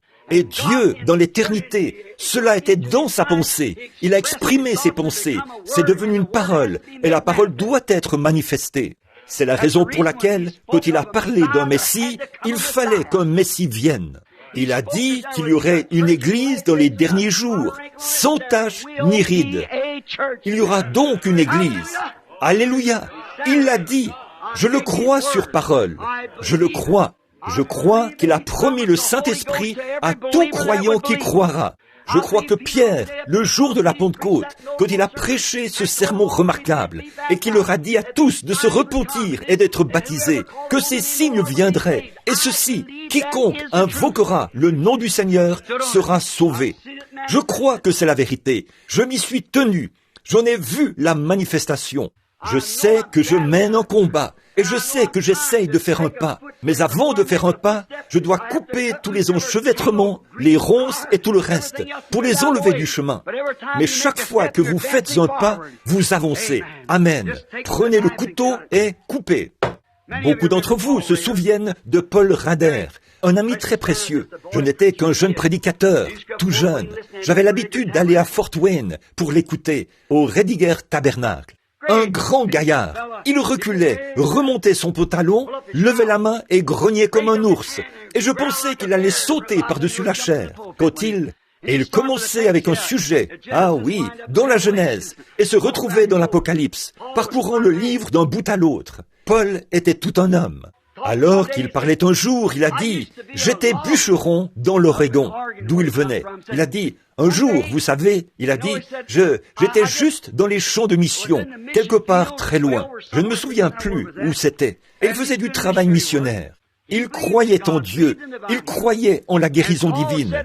Et Paul a dit, à l'endroit même où se trouve l'Église mondiale aujourd'hui, il a dit, si j'avais apporté mon message de grâce aux ardents pentecôtistes, au lieu de faire ce que j'ai fait ici avec vous, a-t-il dit, et cela m'a causé beaucoup de soucis. Je me retrouve avec des milliers de dollars de dettes. Je me suis fait tellement de soucis que j'ai maintenant un cancer et je suis en train de mourir. Si j'avais apporté mon message de grâce aux ardents pentecôtistes, Dieu m'aurait abondamment béni pour cela.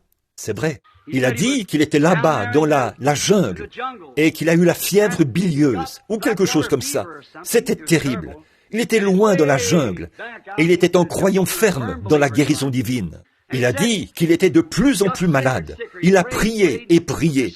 Et certains des missionnaires ont dit qu'ils allaient prendre un bateau pour aller chercher un médecin. Or, aller chercher un médecin leur prendrait des jours. Et il a dit, ne faites pas ça, laissez faire. Il a dit, si Dieu ne me guérit pas, alors je rentre à la maison. Alors, il a dit que sa femme est restée dans la pièce avec lui. Il faisait de plus en plus noir. Il a appelé sa femme et lui a dit, « Chérie, prends ma main. » Il a dit, « Continue de prier pour moi. » Il commence à faire noir maintenant. Il a dit, « Je crois que les ombres tombent autour de moi. » Il a dit, « Tiens ma main et prie alors que je pars. » Il s'est préparé à rencontrer Dieu. Il est en quelque sorte entré en transe. Il a dit qu'il a rêvé qu'il était de nouveau dans l'Oregon. Il était un jeune homme en train de couper du bois. Et il a dit que le patron du camp a dit « Paul, va là-bas, sur un certain flanc de la colline, et coupe un certain arbre, d'une certaine taille. » Il a dit qu'il a couru jusqu'en haut de la colline avec ses jeunes jambes.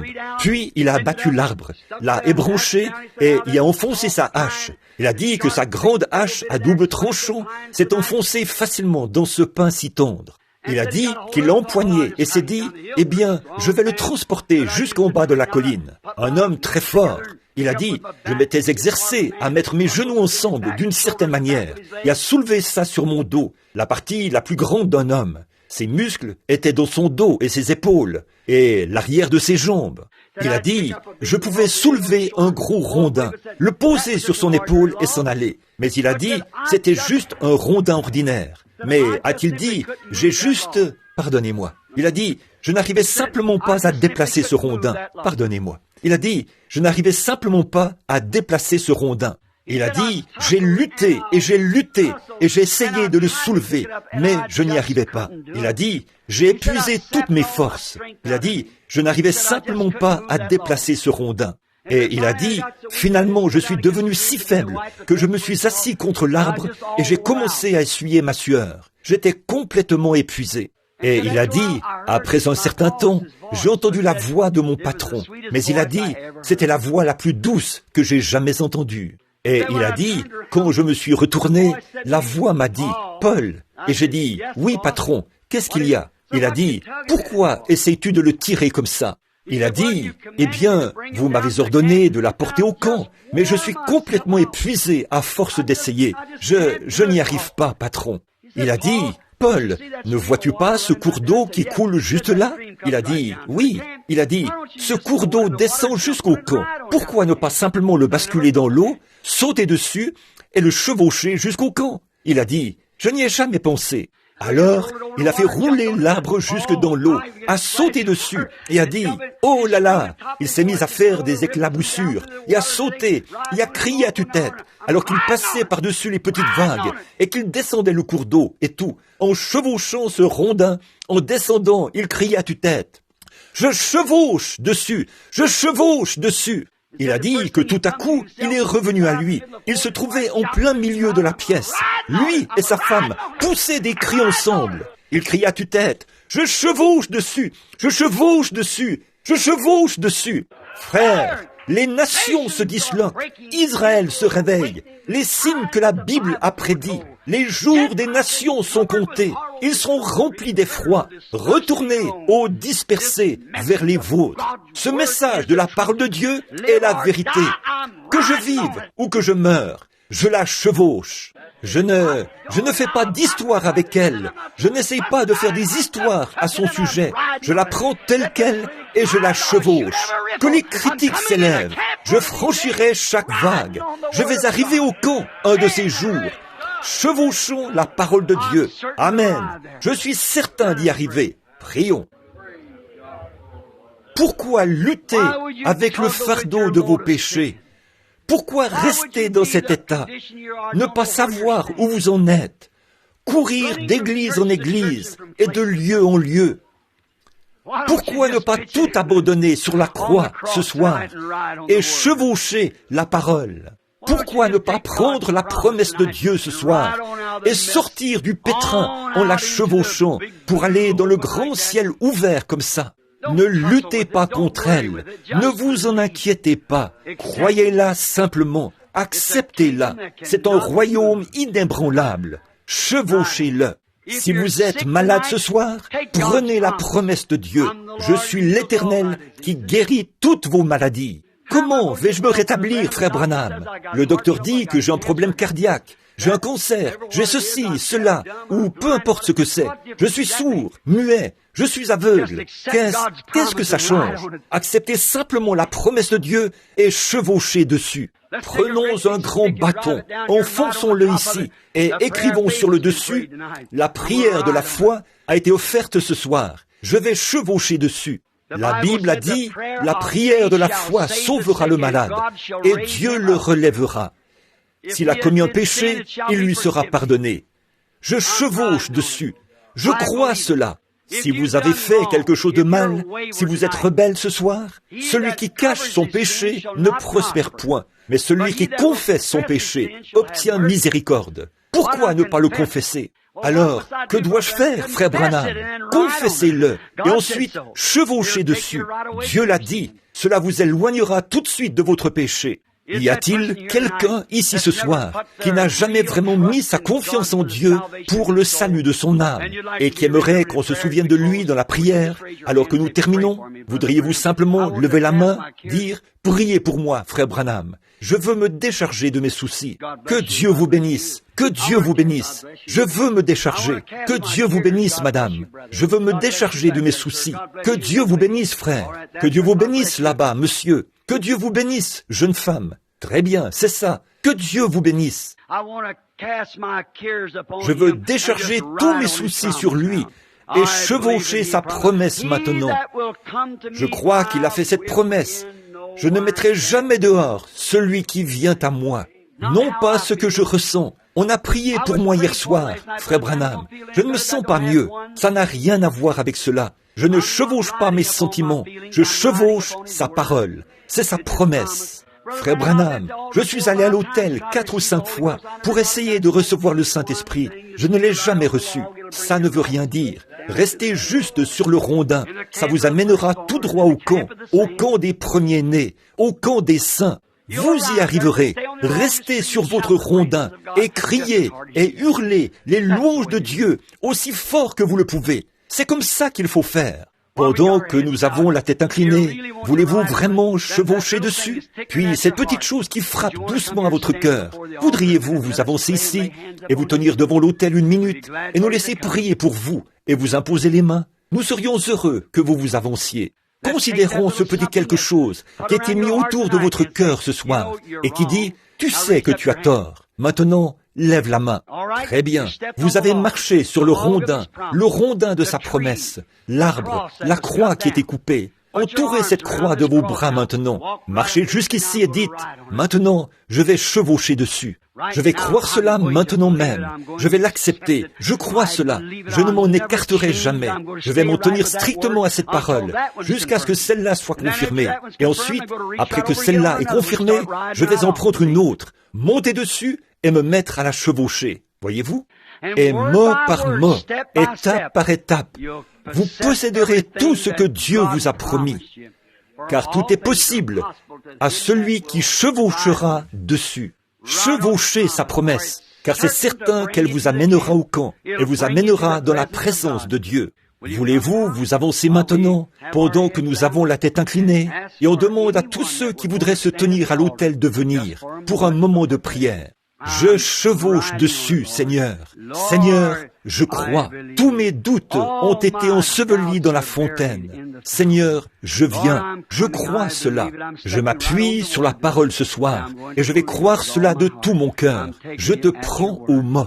Une précieuse femme se tient ici devant l'autel pour prouver à Dieu qu'elle est sérieuse. Ne voulez-vous pas venir, vous qui aviez la tête inclinée, les mains levées, et qui vouliez qu'on se souvienne de vous dans la prière? Voulez-vous simplement vous avancer ici? Que Dieu vous bénisse. Avancez-vous simplement. C'est ça. Avancez et tenez-vous ici. Dites, je vais chevaucher dessus. Dieu, tu as fait la promesse. Quelque chose a frappé à mon cœur. Et je viens maintenant pour chevaucher dessus. Et je vais rester dessus jusqu'à ce qu'il m'amène au camp. Je descends vers le camp des saints du Très-Haut. Que Dieu vous bénisse. C'est bien. Avancez-vous maintenant, vous qui voulez chevaucher dessus, tel que vous êtes, tel que je suis, sans rien à moi. Souvenez-vous, vous dites, est-ce que c'est un arbre? Oui, il y a un arbre qui a été coupé une fois et on l'a replacé de nouveau sur le calvaire. Sautez simplement sur cet arbre ce soir, avec les promesses de Dieu, la parole qui était suspendue à cet arbre. Je chevauche dessus, je vais croire cela de tout mon cœur. Je veux au moins m'avancer ici et serrer la main de mes frères. Que Dieu vous bénisse pour la merveilleuse position que vous avez prise. Je veux que vous restiez ici, juste un moment, pendant que nous prions. Que Dieu vous bénisse, mon frère, ma précieuse sœur, que Dieu vous bénisse. Le Seigneur Jésus, que Dieu vous bénisse, mon frère, que Dieu vous bénisse, ma sœur. Guide-moi, il vous guidera pour traverser le fleuve. Souvenez-vous, en tant que serviteur de Christ, je suis responsable de prêcher la parole. Je suis responsable de mon témoignage. Et est-ce que je me tiendrai ici ce soir, moi, un homme de 55 ans ou 53 ans, qui en aura 54 en avril, je me tiens ici et je sais que, et selon cette dernière vision, ce pourrait être mes derniers jours sur terre.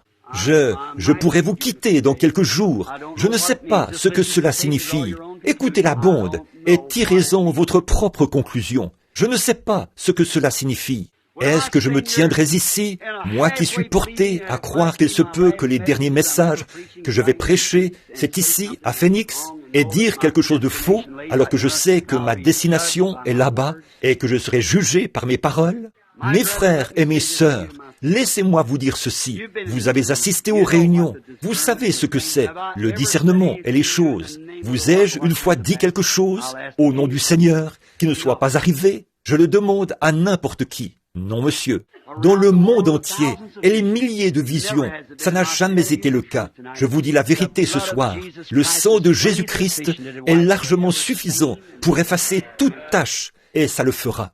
Il y a une source remplie du sang, et vous vous tenez devant elle maintenant, des veines d'Emmanuel, la seule chose sûre qu'il reste sur terre. Tout pécheur plongé dans ce flot est lavé de tout péché.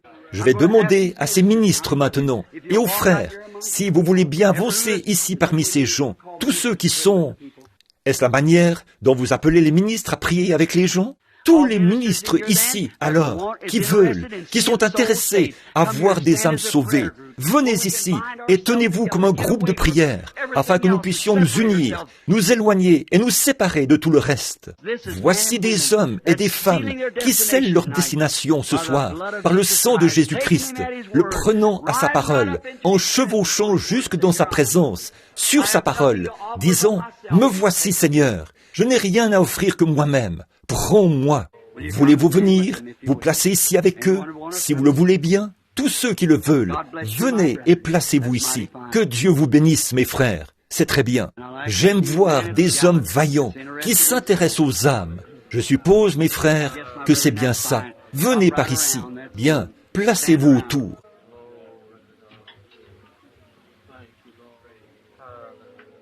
Maintenant, si la pianiste veut bien se mettre à jouer de la musique, chantons ce cantique, doucement maintenant, sainement, avec respect.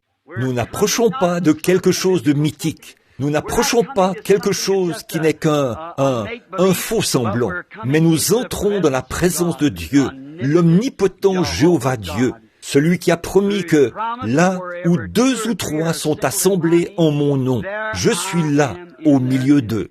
Parlez-lui comme vous le feriez avec un ami. Dites, Seigneur, je suis désolé, j'ai péché. Nous allons chanter. Il y a une source remplie du sang, des veines d'Emmanuel. Tout pécheur plongé dans ce flot est lavé de tout péché. Le brigand mourant vit avec joie, cette source de vie en son jour. Et moi qui suis vil comme lui, j'y puis laver mes péchés.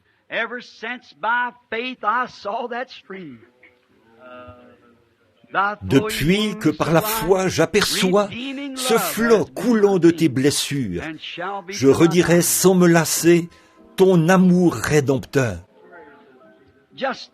Soyez tout petits maintenant. Vous n'êtes rien. Nous ne sommes rien, chacun d'entre nous. Alors sincèrement, de tout votre cœur, inclinez la tête, et votre cœur aussi, partout dans le bâtiment. Notre Père Céleste, je sais que tes paroles sont absolument vraies. Elles ne peuvent pas faillir. Elles sont la parole de Dieu. Elles sont Dieu. Et tu as dit, je ne mettrai pas dehors celui qui vient à moi. Et ces hommes et ces femmes se sentant repris dans leur conscience, sachant qu'ils ne sont pas en règle, se sont avancés ce soir, Seigneur, pour confesser qu'ils ont tort, sachant que quelque chose qui vibrait en eux les a poussés à avancer et les a conviés à venir à la fontaine. Et les voici debout, la tête et le cœur inclinés. pour boire des eaux de la vie gratuitement, qui ont été promises par Dieu. Reçois-les, Père, dans ton royaume. Ils sont à toi. Tu as dit, nul ne peut venir à moi si mon Père ne l'attire premièrement. Et tous ceux que mon Père m'a donnés viendront à moi. Et cela montre que Dieu les a donnés à Christ comme un cadeau d'amour. Et les voici, Seigneur. Aucun homme ne peut les arracher de ma main. Et je te prie, ô Dieu, de les mettre à l'abri ce soir, alors qu'ils se tiennent ici. Donne-leur le baptême du Saint-Esprit, pendant qu'ils sont ici à l'autel. Que la grande puissance de Christ puisse tellement saturer leur vie maintenant. Ils ont fait leur confession. Ils se sont avancés. Tu as dit, celui qui me confessera devant les hommes, je le confesserai devant mon Père et les saints anges. Nous savons que cette œuvre est accomplie. Maintenant, Seigneur, scelle-les dans le royaume de la promesse du Saint-Esprit. Accorde-le, Seigneur. Répands ton esprit sur eux et remplis-les de l'esprit du Dieu vivant, afin qu'ils soient des témoignages vivants tous les jours de leur vie pour le royaume de Dieu. Que tout le monde dans l'auditoire se lève maintenant. Que tout le monde soit en prière maintenant. Nous allons prier pour que chacun de vous qui vous êtes avancé ici ce soir, avec sur votre cœur ce sentiment de péché, tout ce que vous avez à faire maintenant, c'est de croire cela. Le Saint, c'est par la foi qu'on accepte ceci. Vous acceptez, c'est ça la foi. Jésus a dit, nul ne peut venir à moi si mon Père ne l'attire premièrement. Et tous ceux qui viennent à moi, il les recevra. Il ne peut rien faire d'autre, parce que c'est ce qu'il a promis. Voyez-vous, ne vous appuyez surtout pas sur une sensation. Appuyez-vous sur sa parole. Voyez-vous, c'est la parole qui le dit. Celui qui écoute mes paroles et qui croit en celui qui m'a envoyé a, au présent, la vie éternelle. Elle ne viendra point au jugement, mais il est passé de la mort à la vie. Le Saint-Esprit, c'est une expérience du remplissage et du revêtement de la puissance pour le service. Mais confesser et recevoir Christ, c'est avoir la foi. Vous faites votre confession, puis vous vous sentez libre, parce que Dieu vous a pardonné vos péchés. Et sur la base de sa parole, il a dit, « Nul ne peut venir à moi si mon Père ne l'attire premièrement. » Voyez-vous, maintenant, c'est Dieu qui vous a attiré, premièrement. Je ne mettrai pas dehors celui qui vient à moi. Voyez, vous l'avez reçu. La seule chose, il est mort pour vous. Vos péchés ont été pardonnés il y a 1900 ans. Vous venez simplement maintenant accepter ce qu'il a fait pour vous. Voyez-vous? Et croyez-vous qu'il est mort pour vos péchés? L'accepterez-vous comme votre victime expiatoire? En d'autres termes, vous l'acceptez, car il a pris vos péchés. Allez-vous vous réjouir et le remercier d'avoir pris vos péchés? Vous croyez qu'il l'a fait? Alors, levez simplement la main, dites, je crois qu'il prend mon péché. Amen, prends mon péché. Très bien. Alors, vous êtes maintenant un candidat pour le baptême du Saint-Esprit. Si vous n'avez pas reçu le baptême chrétien, l'un de ces hommes ici veillera à cela, que vous soyez baptisés du baptême chrétien. Alors, comme Pierre prononçait encore ces mots, avant qu'il ne soit baptisé, comme Pierre prononçait ces mots, le Saint-Esprit descendit sur eux. Pourquoi? Ils étaient tous dans l'expectative. Maintenant, vous êtes dans l'expectative. Vous voulez quelque chose maintenant qui vous scellera dans le royaume de Dieu, quelque chose qui sera réel pour vous. Vous voulez, ne voulez-vous pas recevoir le Saint-Esprit, chacun de vous? Ne le voulez-vous pas? Bien sûr que oui, c'est la puissance qui vous maintient. Voyez-vous, ils étaient là, dans la chambre haute, priant en son nom. Ils furent baptisés du Saint-Esprit et revêtus de puissance. Voyez-vous, c'est ce que vous voulez maintenant, et vous pouvez l'avoir en ce moment même. C'est pour vous, maintenant même. Avancez, frères, tout le monde maintenant, imposons les mains sur ces frères, et prions qu'ils reçoivent le Saint-Esprit. Avancez, frères, avancez. Maintenant, toute l'assemblée, levez les mains, tout le monde. Notre Père Céleste, au nom du Seigneur Jésus-Christ, remplis chaque cœur ici du baptême du Saint-Esprit.